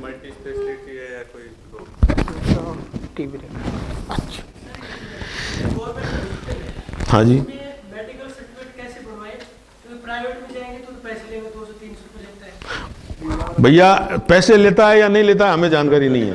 नियमों में कोई जानकारी नहीं है, नियमों में कोई जानकारी नहीं है पैसा लेता है नहीं लेता है। नियमों में यह है कि अगर वो अधिकृत है तो निशुल्क देगा, बस। भैया वो आप जाने, आपका काम जाने, हमें पता नहीं है। कैसे लाना है कैसे नहीं बढ़ाना है। हमें यह है कि अगर आप रुग्णावस्था प्रमाण पत्र लाएंगे आपको उसके अनुसार मिल जाएगा। हाँ, एक दिन के अवकाश के लिए 2 छुट्टियां कटेगी और आपको पूरा अवकाश उपार्जित अवकाश की तरह पूरा वेतन मिलेगा। मैक्सिमम 300 दिन अर्न होती है। 2012 में जिसका क्लियरिफिकेशन 2015 में वापस आया, उसमें गवर्नमेंट ने यह कहा कि जो एडवांस में उपार्जित अवकाश जोड़ी जाती है उसमें मैक्सिमम जो है वो 300 दिन होगी, परंतु जिस हाफ ईयरली की एडवांस में जोड़ी जाती है वो 300 से अलग बताई जाएगी, 300 से अलग बताई जाएगी और उस हाफ ईयरली में उस 15 का उपयोग करना होगा। अगर वो 15 से ज्यादा का उपयोग करता है तो जितनी ज्यादा ली है वो 15 में से 300 में से कम होगी, 15 तक जो है वो एडवांस में से कम होगी, 15 से ज्यादा ली है तो 300 में से कम होगी, और यदि वह 15 से कम लेता है तो जो कम ली है वो आगे नहीं जाएगी, वो लैप्स हो जाएगी, बची हुई लैप्स ले जाए। जितनी भी बची हुई है, मान लीजिए 15 में से उसने 10 ले ली तो 5 बची है वो लैप्स हो जाएगी। और जिनको एडवांस नहीं मिलती है उनके लिए क्या रहेगा? उनके लिए तो मैक्सिमम 300 ही होगी, फिर उसके बाद होगी नहीं, 300 में से बाद में ही जुड़ रही है, पहले 300 में से लेस होगी, उनकी तो जुड़ी फिर बाद में जुड़ेगी। बाद में ही जुड़ेगी, जितनी है 300 तक ही जुड़ेगी, एडवांस तो जुड़ी नहीं है। सर जो सरेंडर होती है वो 300 में से होती है या फिर ऊपर वाली? भाई जिसकी एडवांस नहीं जुड़ती है उसमें तो कोई लफड़ा ही नहीं है, उसमें तो 300 ही मैक्सिमम रहेगी, उससे ज्यादा बनेगी ही नहीं। जहां एडवांस जुड़ती है वहां 300 प्लस 15 मैक्सिमम रहेगी। जो सरेंडर लेते हैं उन 15 में से या 300 में? सरेंडर पहले 2018 से पहले 300 में से कम? 2018 में से पहले 300 में से लेस होती थी और 15 वो जो बची हुई थी वो वापस 300 में जुड़ती थी। मतलब बात वो की वो है, पर 18 में इसका क्लियरिफिकेशन हो गया कि सरेंडर लीव भी 15 में से दी जा सकती है। तो आज की तारीख में वो चाहे सरेंडर के द्वारा यूज करे चाहे उपयोग में लेकर यूज करे, 15 में से ही लेस होगी। ठीक है, नहीं सर, रिटायरमेंट के टाइम में जैसे 300 से ज्यादा हो नहीं सकती, 300 ही मिलेगी। 300 से ज्यादा हो नहीं हाँ। सकती। और उस टाइम वो सिलेंडर भी लेना चाहता, सिलेंडर जो लीव है वो भी लेना चाहता है। हाँ, और वो तो बाद में होंगी उसकी 15, 17, 8 साल जो भी बनेंगी तो 300 में से लेस हो जाएंगी, वो तो वही होगी। तो नहीं ले सकता, मतलब यही हुआ। नहीं ले सकता है, ले क्यों नहीं सकता? तो सर वापस आ जाए। फाइनेंशियल ईयर की समाप्ति से पहले पहले वो ले सकता है। फाइनेंशियल ईयर की समाप्ति से पहले पहले 15 ले सकता है, और यदि फाइनेंशियल ईयर के बाद, जैसे अप्रैल में रिटायर्ड हो रहा है, ठीक है, मई में रिटायर्ड हो रहा है, जून में रिटायर्ड हो रहा है, और उसकी 315 से के आसपास है तो 15 ले सकता है। मैक्सिमम उसको 300 का बेनिफिट रिटायरमेंट के समय 300 का मिलेगा। 15 का अलग से नहीं ले सकता फायदा? 15 का अगर वह न्यू फाइनेंशियल ईयर में जाता है और लेता है तो ले सकता है। जो अंतिम वर्ष में, सेवानिवृत्ति के वर्ष में एडवांस में नहीं जोड़ी जाएगी, एक्चुअली ही जोड़ी जाएगी। मान लीजिए कोई 10 मई को रिटायर हो रहा है, मतलब मई के महीने में रिटायर हो रहा है, जी हाँ, 31 मई को रिटायर हो रहा है, अप्रैल तक की 4 महीने की जोड़ी जाएगी, 10 वो जुड़ी जाएगी। 10 का उपयोग कर सकता है वो, चाहे ले और चाहे अप्रैल में उसका 10 का इनकेसमेंट करवा सकता है। नहीं, हमारे तो वो 1 जनवरी को जोड़ते हैं 15 की। तो आपका तो जो एडवांस में जोड़ ही नहीं रहे ना सर, पिछले साल का हमने कमाया। सर ये कह रहे हैं आप मान लो 30 नवंबर को रिटायर हो रहे हो या 1 दिसंबर को, 1 जनवरी को रिटायर हो रहे हो, तो आप ये सोचो कि 31 दिसंबर तक की लैप्स हो जाएगी, तो आप 31 दिसंबर से पहले 25 दिसंबर 20 दिसंबर को नवंबर तक की पैसे उठा लो, 96 में असाधारण अवकाश। सर पूछना था सर, हाँ बताइए। जो एचपीएल है सर, वो मेडिकल ग्राउंड के अलावा एजुकेशन उच्च अध्ययन के लिए भी दे है क्या? कुछ किसी भी निजी कार्य के लिए ली जा सकती है, नहीं सर, रूपांतरित नहीं ली जाएगी। रूपांतरित का प्रावधान जो है वो केवल और केवल इसी पर्पज से है, मेडिकल ग्राउंड से। नहीं सर, उसमें लिखा है कि आपको उच्च अध्ययन हेतु भी आप 180 का कमिटेड लोक हित में जैसे हो, है जी। लोक हित में अगर प्रिंसिपल सर्टिफाई करे, लोक हित में है इसका उच्च अध्ययन। हाँ, जैसे सर- पहले ये था कि अगर लोक हित में होता तो उसका जो एक्सपेंडिचर था वो गवर्नमेंट बिहेव करती थी।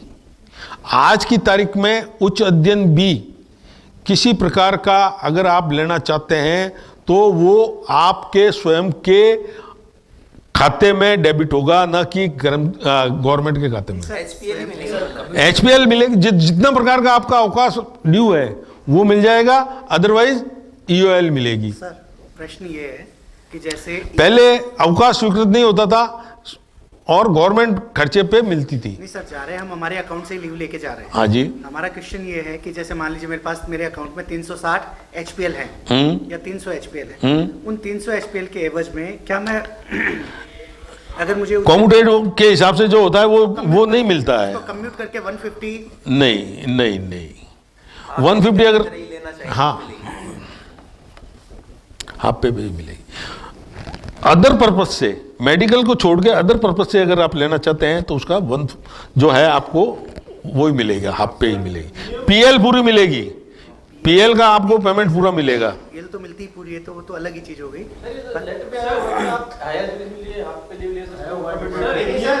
कॉम्यूटेड पे अगर आपका डिपार्टमेंट का कोई सर्कुलर आया हुआ है तो उसके अनुसार दे है।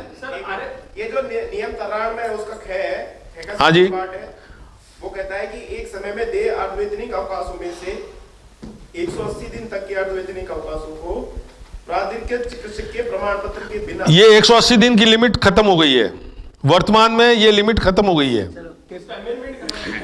इसका कौन सा अमेंडमेंट आया सर, ये खत्म होने का?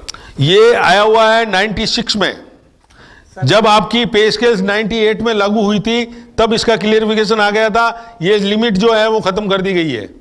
वर्तमान में 180 दिन की कोई लिमिट नहीं है, ज्यादा भी ले सकते हैं। कितनी भी जितनी आप अर्न करते हैं वित्ती ले सकते हैं। अच्छा ठीक है, उतनी हो गई।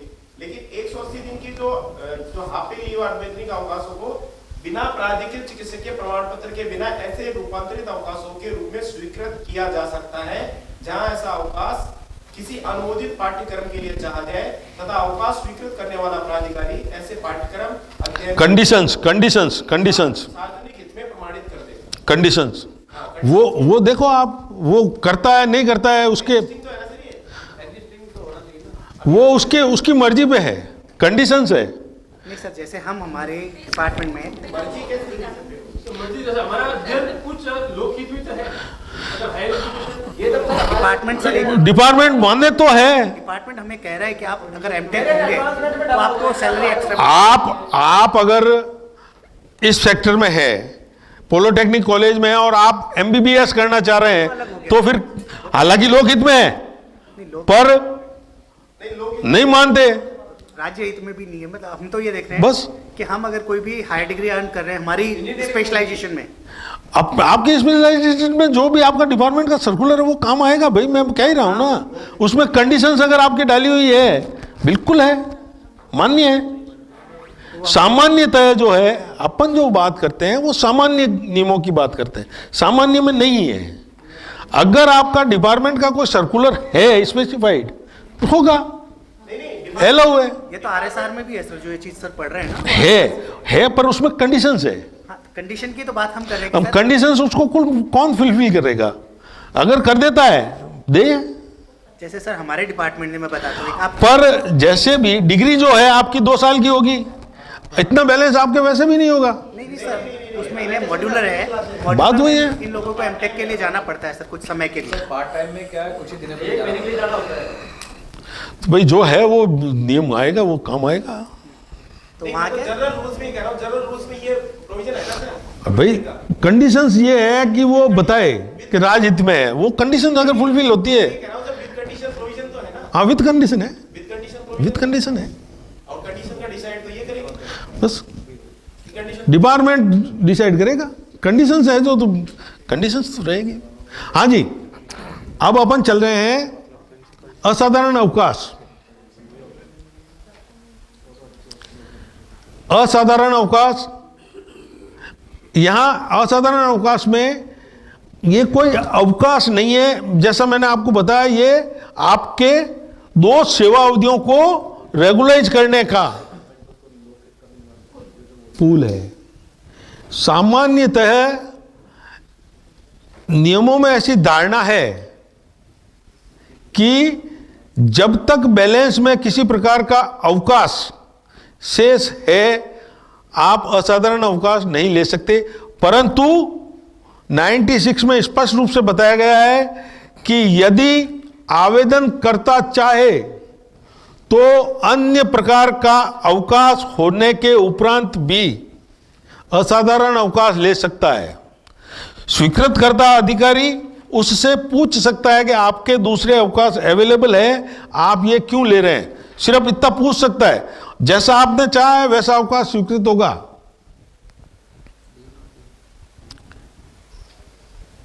अवकाश की प्रकृति चेंज नहीं की जा सकती।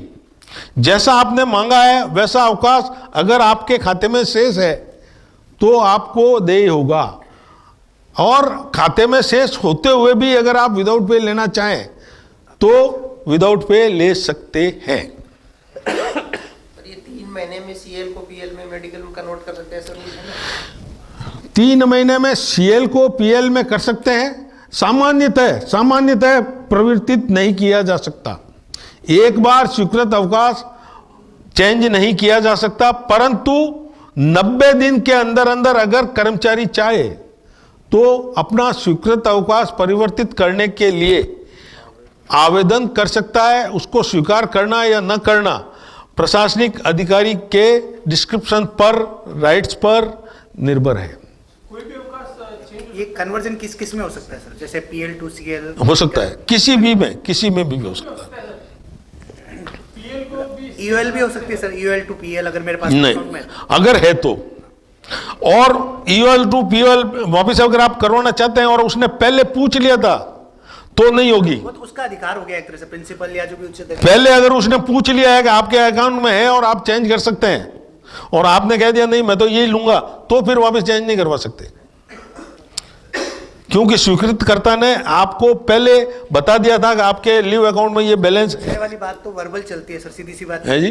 पूछने वाली बात तो नहीं नहीं, लिखित में पूछेगा। ऐसे मामलों में लिखित में होगा, लिखित में होगा जब ही होगा। वर्बली पूछी है तो वो नहीं होगा, ठीक है। विदाउट पे के मामले में 196 से पहले और 196 के बाद की स्थितियां भिन्न है। 196 से पहले 196 और 116, ये कोई आपके दिमाग में आई कोई चीज?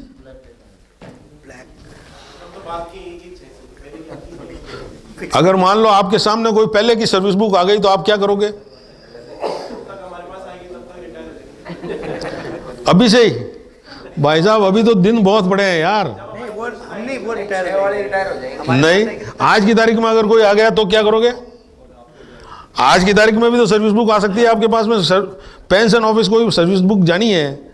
हमारे लिए भी इतने अच्छे हो गए, हो सकता है रिटायरमेंट के बाद हमारे प्रमोशन आए। यूं है, मैं आपको दोनों परिस्थितियां बता देता हूं। आपको क्या करना है, लेनी है ले लेना, नहीं लेनी है ऊपर से उड़ा देना। ये तो आप कर ही सकते हो, तो माइंड अपने आप ही करता है। ये तो आप कर ही सकते हो नहीं है तो फेंक देते हैं। भाई। मैं आपको बता देता हूं कि ये है 196 से पहले। 196 है आपके 5वां वेतन आयोग, 6ठा वेतन आयोग। 6ठा वेतन आयोग कब से लगा था? 1 जनवरी 2006 से 116 अपने 116 बाद में हुआ था भाई साहब, पहले 196 हुआ था। 2008 में जब लागू हुआ था, जब 196 था, सितंबर 2006 से लागू हुआ था, जिसको 2013 में 13 में एक चेक किया गया था। 196 से फाइनेंशियल बेनिफिट दिए थे उन्होंने, है जी? जो पैसा देने का काम था ना। नहीं, वो दिए थे 1/1/2007 से।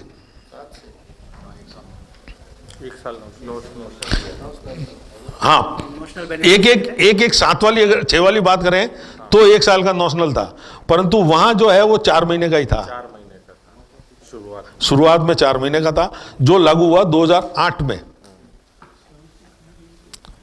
ठीक है ना?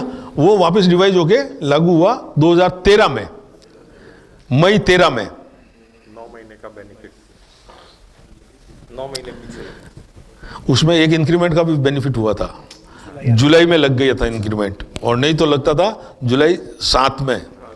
ठीक है? तो वहां उससे पहले, मतलब छठा वेतन आयोग लागू होने से पहले ईओएल के लिए यह स्थिति थी कि जितना दिन का ईओएल लिया जाता है उतना दिन डेट ऑफ इंक्रीमेंट आगे होता था।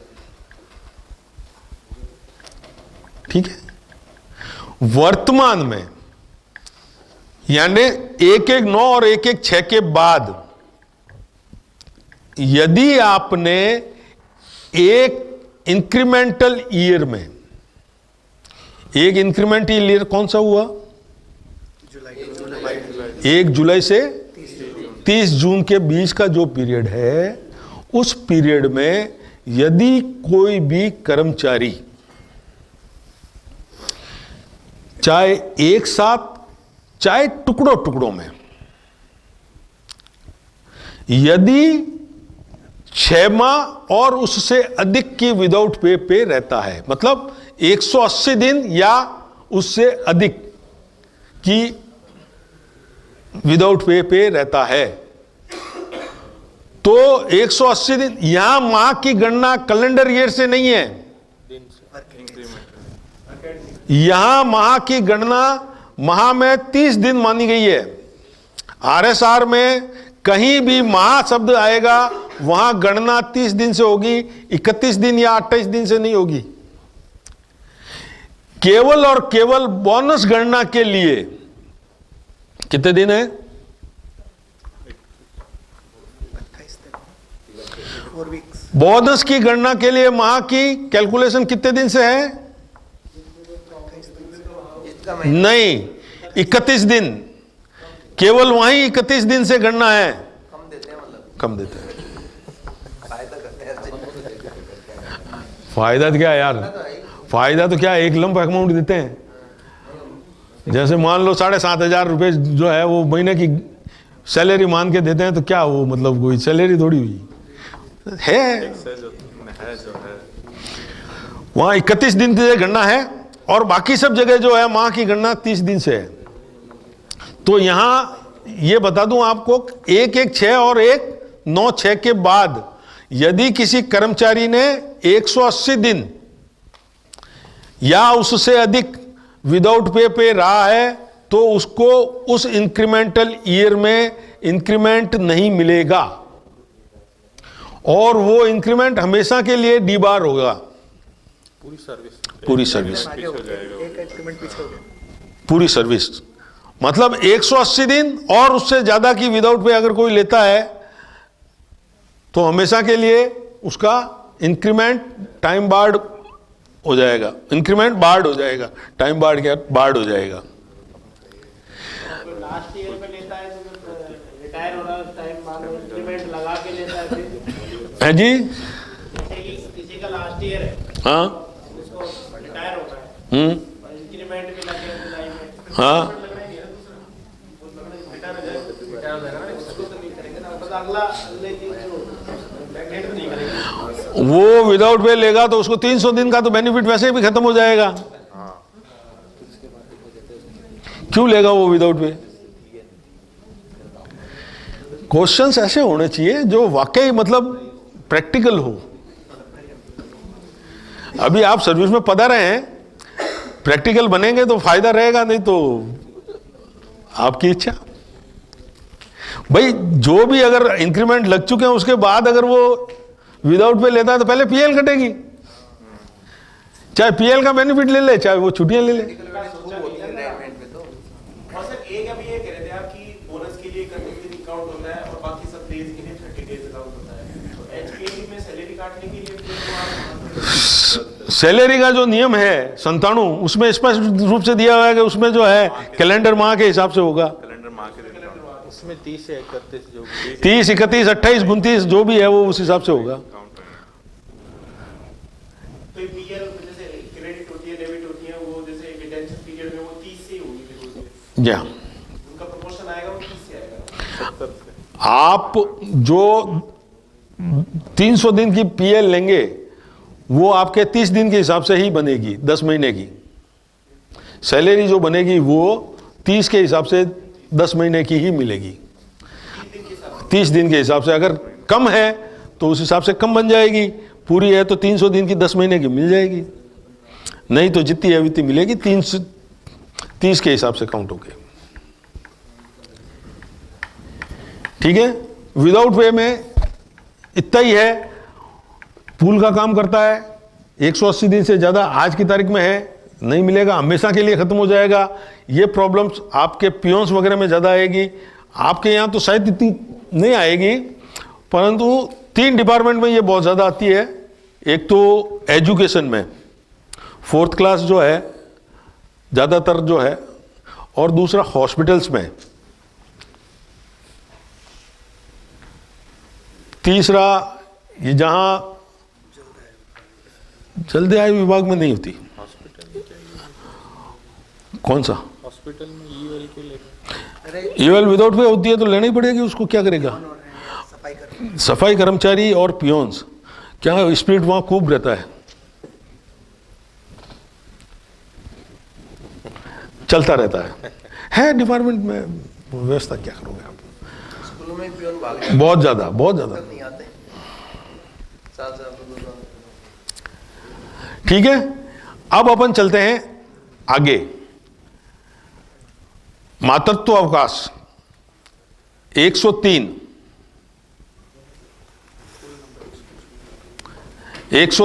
मातृत्व अवकाश।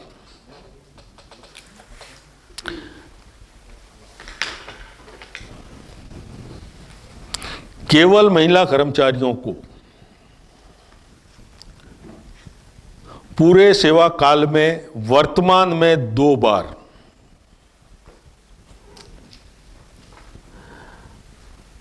केवल प्रथम 2 संतानों के लिए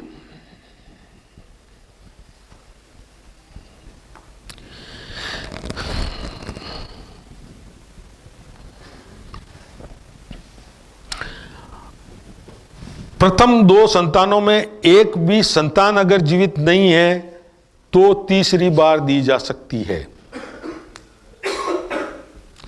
या एक संतान जीवित है और वो मंद बुद्धि है तो तीसरा लाभ दिया जा सकता है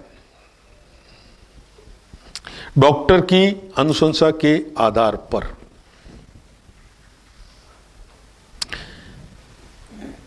एक बार में 180 दिवस।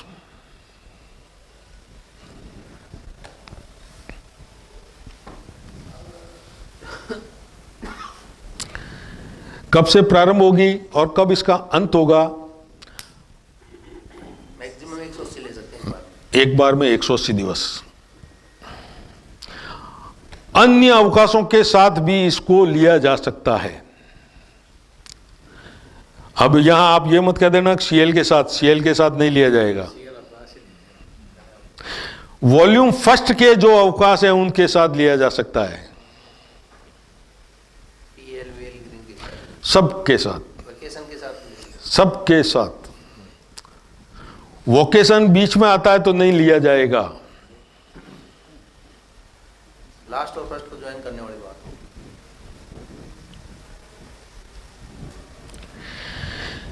ठीक है, 180 दिन किसी भी समय लिया जा सकता है। अब इसका प्रारंभ और अंत कब से होगा? टोटल कितनी ले सकते हैं? 180 दिन एक साथ ही होगा, एक स्लॉट में पूरे सेवा काल में 2 बार। एक साथ होती है ना, 180 दिन एक साथ। हाँ, 730 मैक्सिमम बताई थी कल। चाइल्ड केयर लीव है वो अलग वो अभी अपन गए ही नहीं है उधर यार। CCL।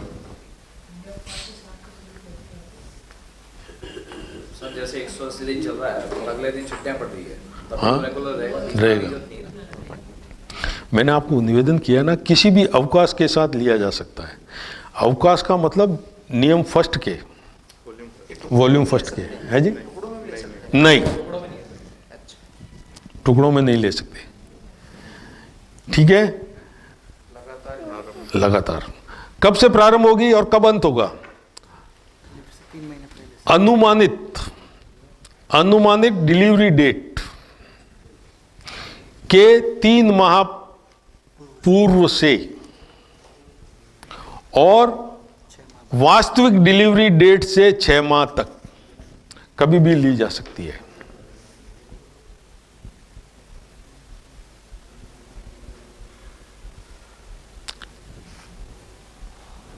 ठीक है। चिकित्सा प्रमाण पत्र किसी भी, इसके लिए राजकीय चिकित्सक का प्रमाण पत्र लाना आवश्यक नहीं है। कोई भी रजिस्टर्ड मेडिकल प्रैक्टिशनर होना जरूरी है, जो all India medical institute of medical association उनसे एफिलेटेड हो। ठीक है। कई बार यह ऑब्जेक्शन लगाया जाता है कि सरकारी कर्मचारी को सिर्फ राजकीय चिकित्सालय के उस पे, वो गलत है। किसी भी, इसमें नियमों में स्पष्ट रूप से दिया हुआ है, किसी भी मेडिकल प्रैक्टिशनर से लिया जा सकता है, चाहे वो प्राइवेट हॉस्पिटल ही चलाता हो, हॉस्पिटल नहीं चलाता हो, अपनी क्लिनिक ही चलाता हो, तो भी लिया जा सकता है। ठीक है, कंप्लीट। अब इसमें नई बात आप और जोड़ जाइए, ध्यान रखने वाली बात है। सुप्रीम कोर्ट के डिसीजन के अनुसार हाल ही में यह बताया गया है कि एक नया कर्मचारी जो सेवा में आता है और उसके बच्चे को 6 माह की अवधि नहीं हुई है, तो कार्य ग्रहण करने की तारीख पर बच्चे की जितनी आयु है उसको 6 माह पूरे 180 दिन का होने तक जितने दिन की आवश्यकता और है उतने दिन का अवकाश दिया जा सकता है। पूरे 6 महीने का नहीं मिलेगा। आवेदन करने के पश्चात जितने दिन उसने ज्वाइनिंग के बाद लेट डिलेट से मतलब आवेदन किया है, वो अवधि भी कम होगी। ये नहीं है कि मतलब आवेदन 2 महीने बाद करे और उसको उस हिसाब से मिल जाए, नहीं मिलेगा। जितना आवेदन लेट किया है उसमें 180 दिन में से वो पीरियड कम होगा। बच्चे की उम्र 6 महीने होगी। आवेदन की तिथि से बच्चे की 6 माह लेस हो जाएंगे। बच्चा 6 महीने का होगा जब तक ये होगा। ये भी आया है।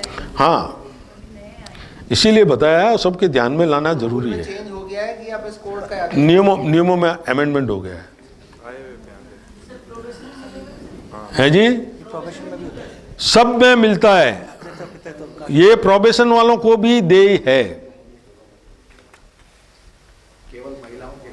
केवल महिलाओं के लिए। वो तो मैंने सबसे पहले लिखवाया भाई। सर प्रोबेशन पीरियड एक्सटेंड नहीं हुआ? नहीं, बिल्कुल होगा, अगर प्रोबेशन में है तो विशेष परिस्थितियों में ही दिया जाएगा। नहीं, इसमें नहीं होगा। सॉरी, इसमें नहीं होगा। चाइल्ड केयर में होगा। सॉरी, इसमें नहीं होगा। चाइल्ड केयर अब कर रहे हैं, आगे कर रहे हैं। सैलरी थोड़ी मिलेगी सर। हैं जी, सैलरी मिलेगी। सैलरी मिलेगी 180 दिन की फुल सैलरी मिलेगी। जैसे यह अवकाश उसी तरह से स्वीकृत होगा जैसे उपार्जित अवकाश स्वीकृत है। सेवा पुस्तिका में इंदराज होगा। उसी के प्रोपोर्शनेट सीएल पे मिलेगी जितनी तो OTCL भी क्रेडिट होगी? वो सब मिलेगी। CL वो मिलेगी, ठीक है। अब इसमें ही 301 पैतृत्व अवकाश केवल और केवल पुरुष कर्मचारियों को दे।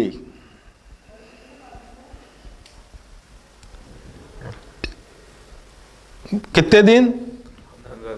15 दिन। इसमें भी वही कंडीशन, सिर्फ 2 बार। 2 बच्चे नहीं है तो तीसरी बार, या एक बच्चा विकलांग है तो तीसरी बार डॉक्टर की अनुशंसा पर। कितने दिन? 15 दिन।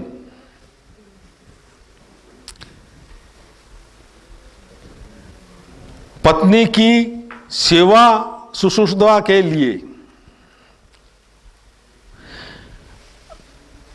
सामान्यतः इसके लिए किसी प्रकार का प्रमाण पत्र देने की आवश्यकता नहीं है।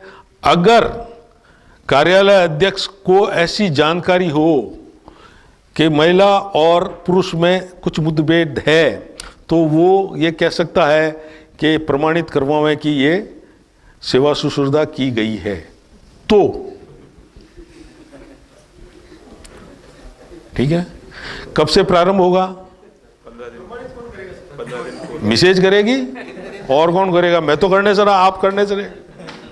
जिसकी सेवा के लिए ये गवर्नमेंट ने सुविधा दी है वो करेगी। सेवा भी कर ले और फिर प्रमाणित नहीं करेगा। नहीं करे तो भुगतो। तो आपको सेवा की जरूरत है। सेवा में श्रीमान हो जाओ। हाँ, फिर सेवा में क्या? तो मैंने आपको क्या कहा, सामान्यतः कोई नहीं पूछता, अगर पूछ ले तो उसका अधिकार है, आप चैलेंज नहीं कर सकते। सामान्यतः कोई नहीं पूछता है, ठीक है। कब से प्रारंभ होगी? डिलीवरी के बाद। डिलीवरी की संभावित तिथि से 15 दिन पूर्व और 90 दिन, ठीक है। 90 दिन तक ले सकते। हाँ, एक बार स्वीकृत करने पर लगातार 15 दिन दिया जाएगा। यदि 15 दिन रहते हैं तो, अगर मान लो किसी कर्मचारी ने 80 दिन के उपरांत आवेदन किया तो 10 दिन ही मिलेगा, पूरा 15 दिन नहीं मिलेगा। 65 दिन है तो 15 दिन मिल जाएगा, 75 दिन है तो 15 दिन मिल जाएगा। पर अगर 90 दिन 80 दिन के बाद गया तो सिर्फ 10 दिन मिलेगा, जितना शेष है उतना, ठीक है। क्लियर? कोई परेशानी नहीं। अब अपन चलते हैं चाइल्ड केयर। कब से लागू हुआ है जी? 2018 मई 2018 है जी।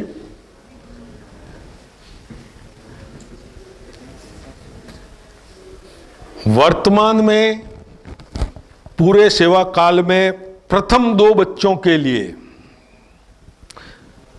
पिछले वाले बच्चों के लिए नहीं, प्रथम 2 बच्चों के लिए अधिकतम 2 वर्ष 730 दिवस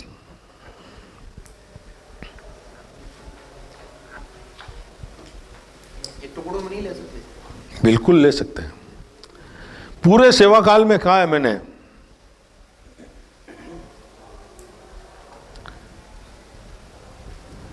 बच्चे की सामान्य आयु अधिकतम 18 वर्ष तक लिया जा सकता है। यदि बच्चा 40% से ऊपर विकलांग है तो 21 वर्ष की आयु तक लिया जा सकता है, डॉक्टर के चिकित्सा प्रमाण पत्र के आधार पर।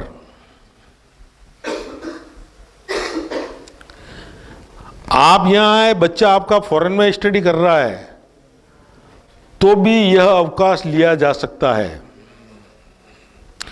ऐसी कंडीशंस में 80% पीरियड जो है आपको उसके साथ व्यतीत करना आवश्यक होगा, उसका प्रमाण पत्र लाना पड़ेगा। वो तो आप जाओ ला, टिकट और दिखाओ कि गया था, रहा था। उससे पासपोर्ट से हो जाएगा भाई। यहाँ कब छोड़ा है, वहां से कब आए हैं, वो पासपोर्ट में पता लग जाएगा। अपना आप में वो प्रूफ ही है कि भाई कितने दिन आप वहां रहे। विदेश जाने की परमिशन और कई चीजें आती है उसमें। वो अलग है, इसीलिए साथी को दो बच्चा वो तो सब आवश्यक है ही है जी। देने वाली बात हुआ है, सबसे बड़ी बात यह है कि यह अवकाश किसी अधिकार के रूप में नहीं मांगा जाएगा। सामान्यतः सभी के लिए है, इसमें स्पेशली एक अधिकार नहीं है। ये देना नहीं देना कार्य अधिक है, तो ये प्रशासनिक अधिकारी इसको रिफ्यूज भी कर सकता है। फर्स्ट कम फर्स्ट आउट, जो जिसने आवेदन पहले किया उसको पहले मिलेगा। टोटल स्ट्रेंथ पद वाइज, यूं नहीं टोटल स्टाफ की नहीं, टोटल पद वाइज स्ट्रेंथ, जिस पद का कर्मचारी आवेदन कर रहा है उसकी स्ट्रेंथ का 1/5 मतलब 20% तक आप अवकाश दे सकते हो। कार्य प्रभावित नहीं होना चाहिए, विभाग का कार्य प्रभावित नहीं होना चाहिए। अगर जैसे मान लो एक ही लेक्चरर है और वो जाना चाहता है, उसकी व्यवस्था दूसरी हो जाती है कि भाई इसकी जगह ये, तो आप दे सकते हैं, नहीं तो रिफ्यूज कर सकते हैं कि भाई एक ही है और कार्य प्रभावित होगा, रिजल्ट प्रभावित होगा, नहीं जा सकते। कार्य प्रभावित नहीं होना चाहिए।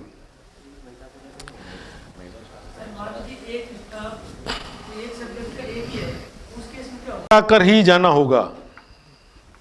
अभी आप ये मत कह देना कि सुबह आपने बताया था कि पश्चात में आके करवाया है। तोड़ होता है वो, तोड़ होता है तो उसके खिलाफ जो है आज के समय में आरटीआई इतना महत्वपूर्ण आपके अधिनियम बन गया है कि जो स्वीकृत कर रहा है उसको सोचना पड़ रहा है। भाई हर विभाग में, मैं ये नहीं कहता कि एक विभाग में, हर विभाग में जो कर्मचारी कार्य कर रहा है उसका कोई न कोई हितैषी जरूर होता है। शुभचिंतक आपके सब जगह मिलेंगे, कोई न कोई लगा ही देता है।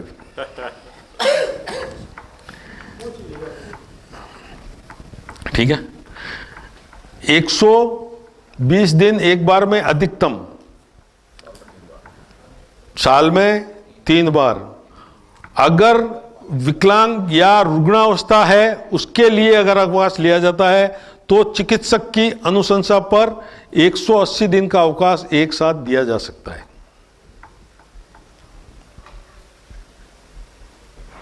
अगर सिर्फ स्टडी पर्पज से ही जाना है तो 120 दिन से ज्यादा नहीं है। 3 दिन लेंगे, इसमें गैप, मिनिमम गैप मेंटेन करना जरूरी है। ऐसा कुछ भी दिया नियमों में नहीं है। यह है कि एक बार ड्यूटी पे वापस आना पड़ेगा, स्वीकृत होने पर जो दिन लगते हैं। अध्ययन अवकाश के लिए अगर आप जा रहे हो तो नेचुरली है कि एक एग्जाम और दूसरे एग्जाम के बीच में तो समय होगा ही होगा। ठीक है, मैक्सिमम कितना है? 700, 2 साल। पेमेंट कितना मिलेगा ये बताओ, महत्वपूर्ण बात हमें तो। 365 दिन पूरा, सॉरी 365 दिन के लिए 100 और नेक्स्ट 365 दिन के लिए 80%। ये कब से हुआ? 2020 से। किसने बताया भाई? इसके साथ और एक अमेंडमेंट था, वो बताओ फिर। 2 चीजें थी इस ऑर्डर में भाई। इस आदेश में 2 आदेश थे। इस आदेश के तहत पहले जब यह नियम लागू हुआ था तो केवल महिलाओं के लिए लागू हुआ था। इस नियम में सिंगल पर्सन, जिसकी मदर नहीं है, केवल पिता अकेला है वो भी अपने बच्चों की देखभाल के लिए ले सकता है। ठीक है, सर पूरा टाइम 2 साल के लिए ले सकता है? कंटिन्यू नहीं होगा 2 साल, हाँ सर्विस में 2 साल, नियम वही है। जिनकी वाइफ गुजर गई बाद ऐसे में बच्चों को ज़्यादा ज़रूरत होती है, स्टडी वगैरह के लिए बहुत ज़्यादा ज़रूरत होती है, उसी पर्पज से। वाइफ कैसे कोई डिजीज होगी, उससे कोई मतलब नहीं है। हाँ जी, अपन एक दत्तक संतान के बारे में मैंने आपको पहले बताया था, उसका नियम मैं डिस्कस करना रह गया, और एक गर्भपात का वो रह गया। गर्भपात के लिए महिलाओं को, केवल महिलाओं को 6 सप्ताह का जो है अवकाश दिया जा सकता है एक बार। हाँ जी, वही 103 के तहत। 103(3) में दत्तक संतान लेने पर महिला कर्मचारी को प्रसूति अवकाश की तरह मातृत्व अवकाश स्वीकृत किया जा सकता है। इसमें कंडीशंस ये है कि 2 से कम बच्चे, 2 से कम मतलब यदि एक बच्चा ही है या एक भी बच्चा नहीं है, और वो महिला या वो दंपत्ति किसी भी बच्चे को जिसकी आयु 1 वर्ष से कम है, 1 वर्ष से कम है, कानूनी रूप से गोद लेता है, कानूनी रूप से गोद लेता है, अपने परिवार में किसी का बिना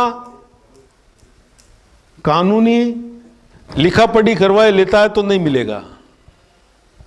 कानूनी रूप से अगर गोद लेता है तो पैतृत्व अवकाश स्वीकृत किया, मातृत्व अवकाश स्वीकृत किया जा सकता है 180 दिवस का। एक बच्चा पहले से है ऑलरेडी, हाँ दूसरा बच्चा लेता है, 2 बच्चों के लिए है। अगर वह दूसरा बच्चा अगर कंसीव होके करती है तो भी उसको 1 का लाभ मिलेगा, इसलिए ये मिलेगा। सीसीएल भी मिलेगी इस पे? है जी, दूसरे वाले बच्चे पे सीसीएल भी सारा सीसीएल भी? बिल्कुल बिल्कुल बिल्कुल, दत्तक के लिए भी सीसीएल दे है। सीसीएल पूर्व में स्वीकृत करा के जाना नियमों में आवश्यक है, अदरवाइज उसमें मूल सर्कुलर जो 2018 में जारी हुआ है उसमें स्पष्ट रूप से लिखा हुआ है कि विभागीय कार्रवाई करते हुए उसको रिजेक्ट किया जाएगा और सेवा से पृथक करने तक की कार्रवाई की जा सकती है, 86 की कार्रवाई की जा सकती है। ओरिजिनल सर्कुलर में यह लिखा हुआ है स्पष्ट रूप से। है जी, विभागाध्यक्ष HOD अनुशंसा प्रशासनिक अधिकारी की अनुशंसा पर।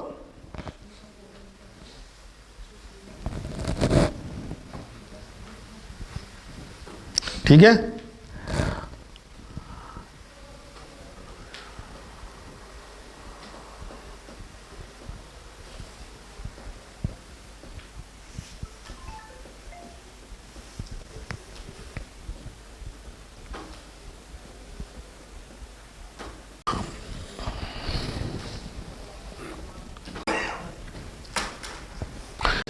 लेते हैं।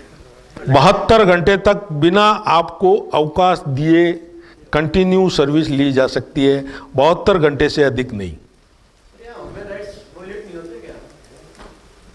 ह्यूमन जो राइट्स होते हैं वो नहीं होते? जब नियम में स्पष्ट प्रावधान है तो ह्यूमन राइट्स क्या करेंगे? नहीं, नियम में ह्यूमन राइट्स की स्थिति में हो पधारिए, आप अपील कीजिए। इसमें नहीं होता भैया, इमरजेंसी में सब नियम जो है एक तरफ हो जाते हैं, ह्यूमन राइट्स एक तरफ रख दिए जाते हैं। गुजरात में 26 जनवरी को भूकंप आया था, मेरी सर्विस लगी हुई थी यहाँ सहायता विभाग में, हमने कंटिन्यू तक 1 सप्ताह तक कार्य किया था।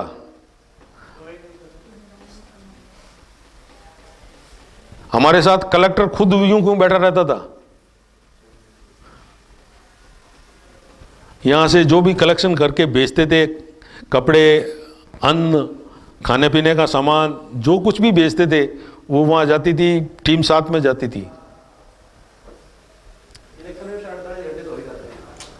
हाँ, इलेक्शन में भी हो जाता है।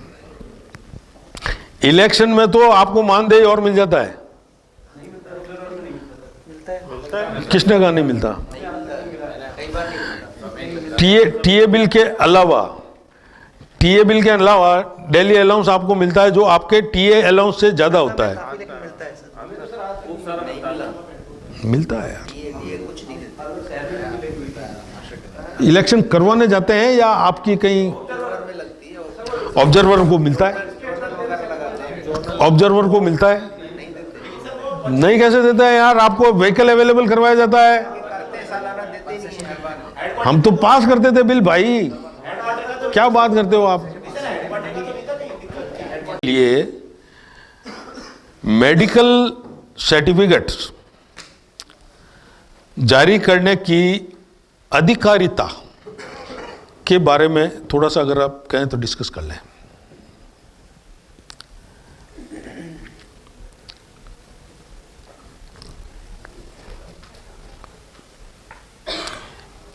एलोपैथी में सामान्य चिकित्सक 15 दिन का मेडिकल सर्टिफिकेट कोई भी दे सकता है, जो आपके पीएससी में लगा हुआ हो, चाहे कहीं भी लगा हुआ हो। गवर्नमेंट चिकित्सक होना चाहिए या 2012 के बाद, नहीं होम्योपैथिक अलग है अभी, 2012 के बाद अनुमोदित चिकित्सालय के चिकित्सक जिस इलाज के लिए उनको अधिकृत किया है, केवल वहां उसकी सीमा तक। हाँ, ठीक है। 15 दिन सामान्य चिकित्सक, 15 दिन से 30 दिवस कनिष्ठ चिकित्सक। कनिष्ठ तो वो आएगा, सामान्य चिकित्सक कनिष्ठ ही तो थे सर। जूनियर स्पेशलिस्ट, जूनियर कनिष्ठ ही तो थे सर। एमओ, पहले एमओ 15 दिन, फिर जूनियर स्पेशलिस्ट, और हॉस्पिटल का व्याख्याता, कॉलेज का, मेडिकल कॉलेज का व्याख्याता 30 दिवस तक, मूल को शामिल करते हुए। ये नहीं है कि ये आप 30 दिन का अलग दे दिया और 15 दिन का वो, टोटल 30 दिन मूल को शामिल करते हुए। आप शुरू से उसी से ले सकते हो, उससे काउंटर साइन करवा सकते हो, उसके अंडर का कोई भी चिकित्सक दे सकता है, उसको काउंटर साइन वो कर सकता है। 30 दिन तक मतलब जो है वो नहीं नहीं नहीं नहीं नहीं नहीं नहीं 30 दिन तक, फर्स्ट से 30 तक,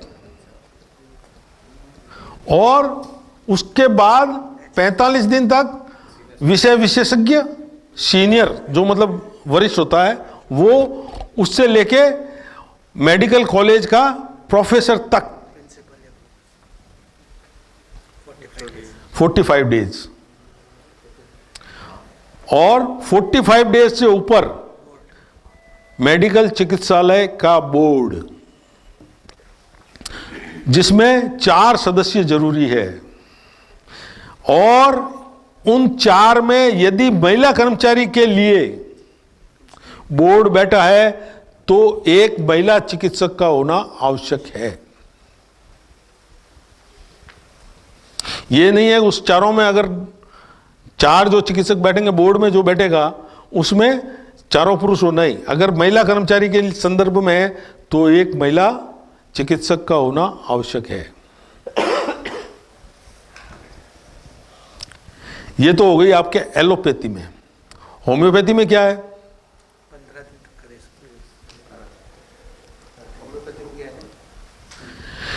होम्योपैथी में सिर्फ 15 दिन तक दे सकता है बस।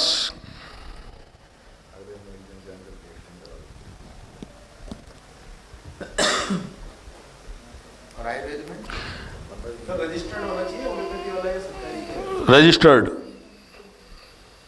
नहीं, ये इसमें गवर्नमेंट हॉस्पिटल का होगा, केवल गवर्नमेंट। गवर्नमेंट। और आयुर्वेदिक में 15 दिन ही सर। ज्यादा है, 30 दिन तक का है। बता रहा हूँ भाई साहब, बता रहा हूँ। जब भी तो वापस ध्यान आते ही मैंने आपको कहा कि नहीं वो भी एक देख लेते हैं पहले। सामान्य प्रथम जो दिया जाएगा वो 15 दिन का दिया जाएगा, कोई भी चिकित्सक दे सकता है। अब वहां वैद्यराज जी नहीं रहे, अब वहां भी चिकित्सक हो गए हैं। प्राइवेट प्रैक्टिशनर भी दे सकते हैं। नहीं सर, गवर्नमेंट ओनली। अब तो गवर्नमेंट हॉस्पिटलों में भी हो गए, एमजीएच में भी बैठने लग गए, एमडीएम में बैठते हैं, एम्स में बैठते हैं, जिला चिकित्सालय में भी बैठते हैं, कहीं भी किसी हर हॉस्पिटल में होगा। ठीक है। 15 दिन। उसके बाद कनिष्ठ विशेषज्ञ 15/7/22।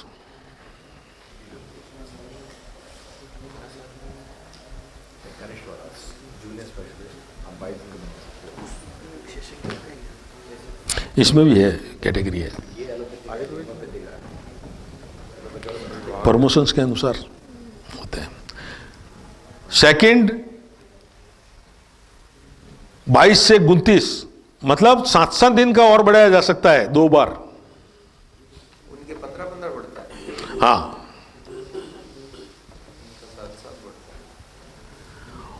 और 29 दिन से 45 दिन तक प्रभारी चिकित्सा अधिकारी, जिसमें हॉस्पिटल का मतलब वो पीएमओ होता है, प्रमुख चिकित्सा अधिकारी, वो जिस होता है, हाँ वही पीएमएचओ, वो 45 दिन तक। और 45 दिन से बाद वहां भी बोर्ड, और वहां बोर्ड में 4 जो है वो फिक्स है, 4 चिकित्सक होंगे, उसमें एक महिला चिकित्सक का होना अनिवार्य है, उसके बगैर नहीं होगा। यहां तो एलोपैथी में तो अगर महिला कैंडिडेट है तो ही, और यहां महिला कैंडिडेट है या नहीं है, हर बोर्ड में आयुर्वेदिक में महिला चिकित्सक होना आवश्यक है।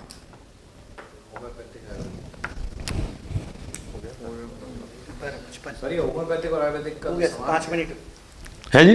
होम्योपैथिक आयुर्वेदिक समान ही है सर? नहीं, तो आपने आयुर्वेदिक बोला सर ये। आयुर्वेदिक ही बता रहे थे। तो आयुर्वेदिक ही कहा है ना, होम्योपैथी में तो 15 दिन है ओनली। वही है बस। 15 दिन के बाद।